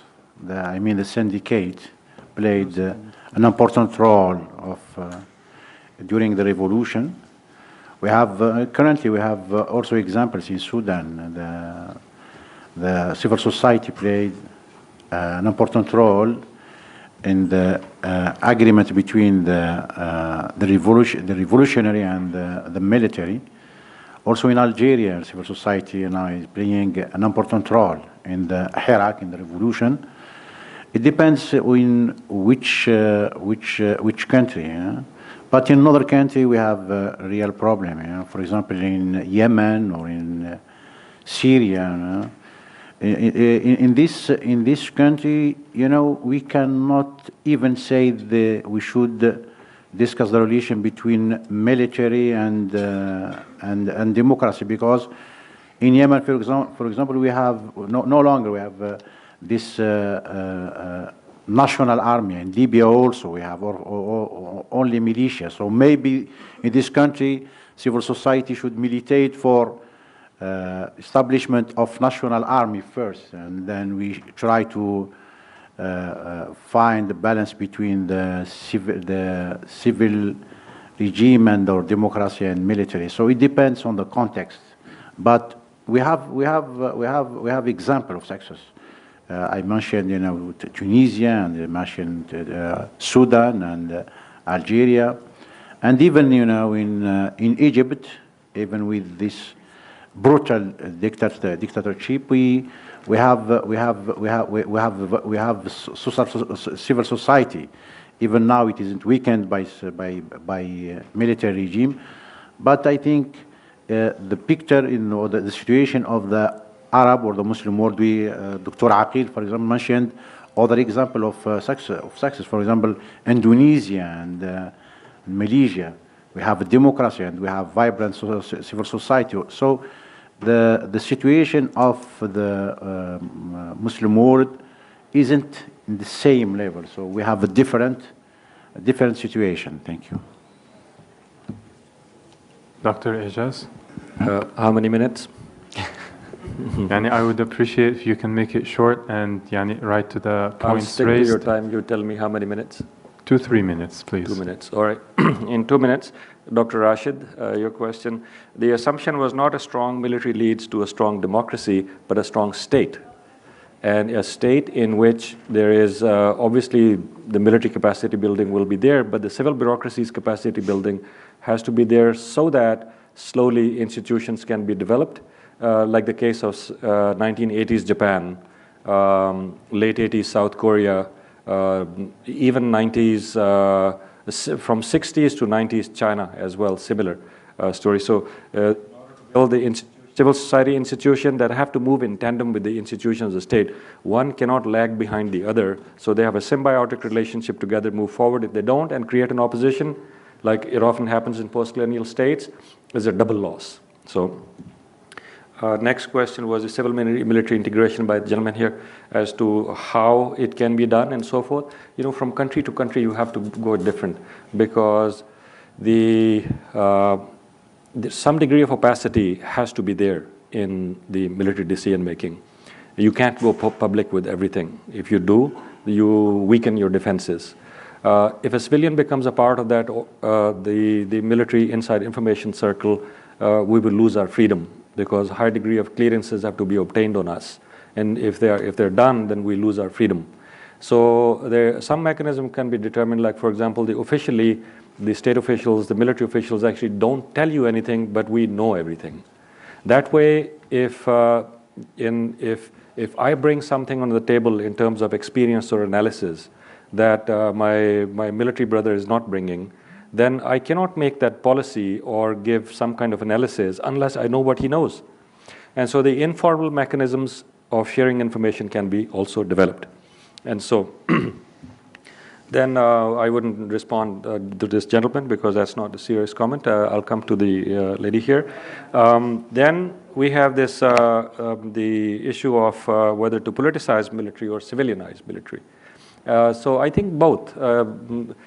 It's very hard to avoid politics in large organizations. So politicization of military is not good, but does the military have internal politics? It will always have. And should the military have a formal political role, like it does in China, for example? It has a formal military and diplomatic role enshrined in the constitution. May not be a bad idea, because the civilians just don't have the type of information that is needed timely to execute the types of decisions that high security states, such as Pakistan, for example, very high security state, it's a foreign policy state. It's not really a domestic policy state, because you got 9 hostile intelligence agencies working inside, trying to undermine just about every institution of the state, which is what they have done since 9/11. So in that type of atmosphere, of course, I think that internal politicization should be minimum, and the political role, formal political role in along with the people, and of course the agencies, the civilians, and so forth, is indispensable.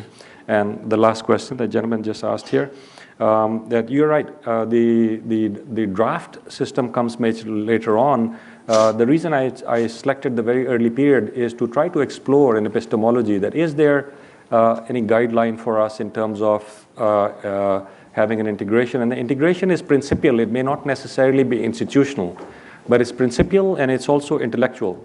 At least minimum level of integration would be that our identities and our geographical predicament spews forth an idea about the geopolitics and what role we play in that geopolitics.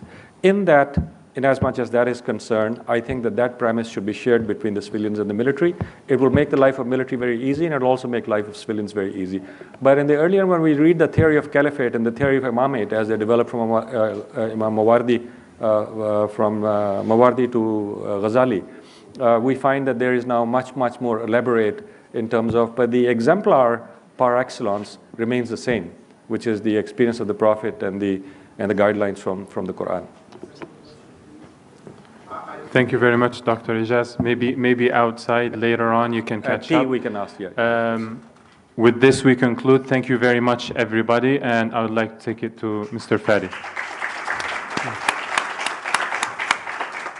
Thank you very much, Dr. Migdad. Thank you, Elin Skaar. Thanks, Dr. Haoues and Louay Safi, Ejaz, Akram, and Dr. Khaled Abou Fadl, who was with us online. Thank you all. I am now asking Dr. Sami to come to present the appreciation mementos for the speakers and moderator.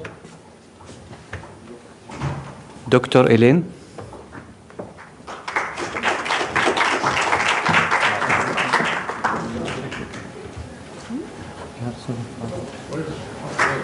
Dr. Haoues.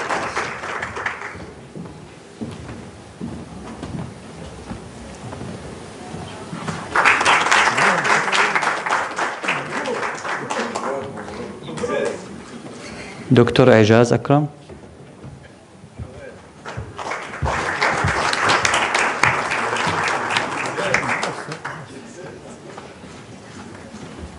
Dr. Migdad.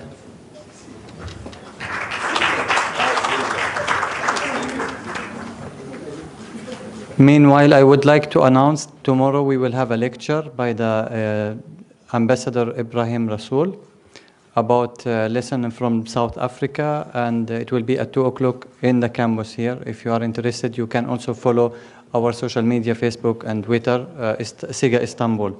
Now, I would like to ask our staff to come to... Staff? Yes. Yes. I would like... مش عارف. The awards for our for our stuff. Is it ready?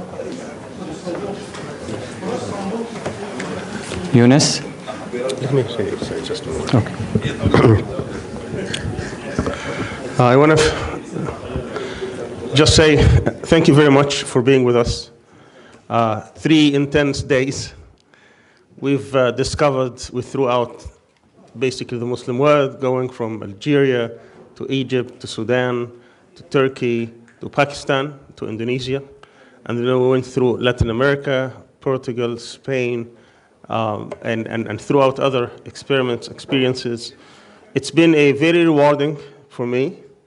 And I think we had some excellent presentations, even though we had some contested things, but that's the nature of academic settings.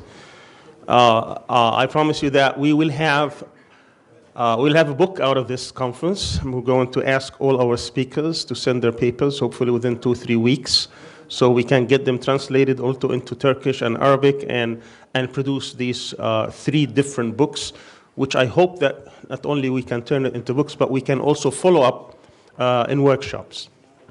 Before we conclude, this effort was not done by just 1 or 2 or a few people. It was a lot of organization behind it. I want to recognize our staff. So I'm going to call on them to come here, please, so we can give them their mementos as well. And I hope they are here, so we don't waste too much time. Yumna. Is Yumna here? All right, I'm going to go by sessions. Oh, there she is. Yumna, please come here. Yeah, I know them, yeah.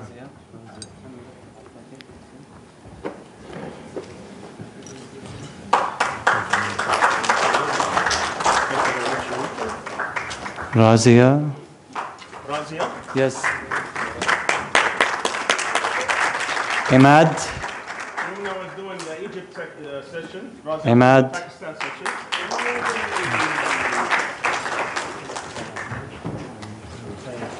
Hamad doing the Algeria session. Is Dilek here? No. Jamal? Where is Jamal? Yes. Jamal was the Sudan session. Abdullah?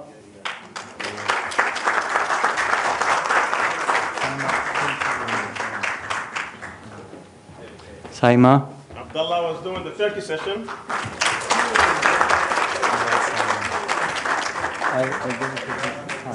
Saima? Saima was the last session.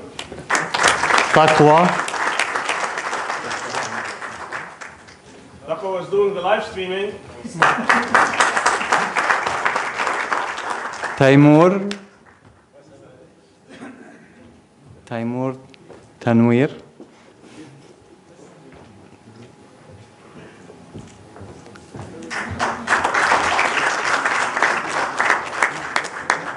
And Taimur was doing the video taping. Omar File?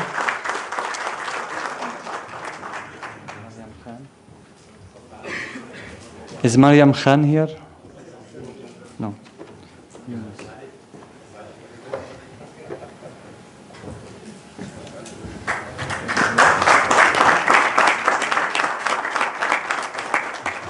And now Yunus.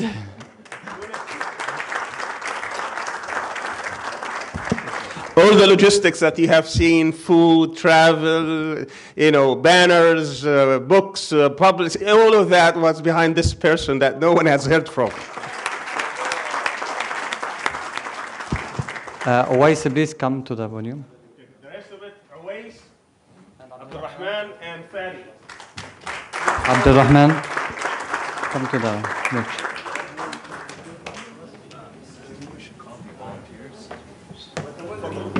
Should we call the volunteers up?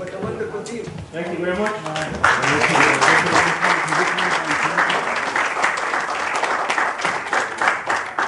Let me call out also our volunteers. This was not just our staff.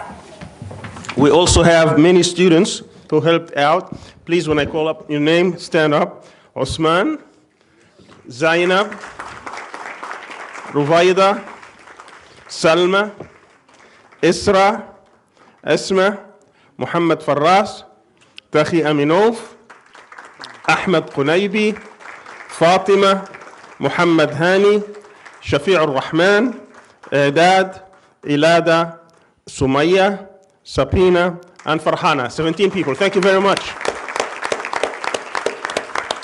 We will have you for lunch next week with your certificates. Thank you very much for all your efforts and for your work, for your hard work. Thank you to our speakers. Thank you to our wonderful audience. And I hope to see you in our next conference. Thank you.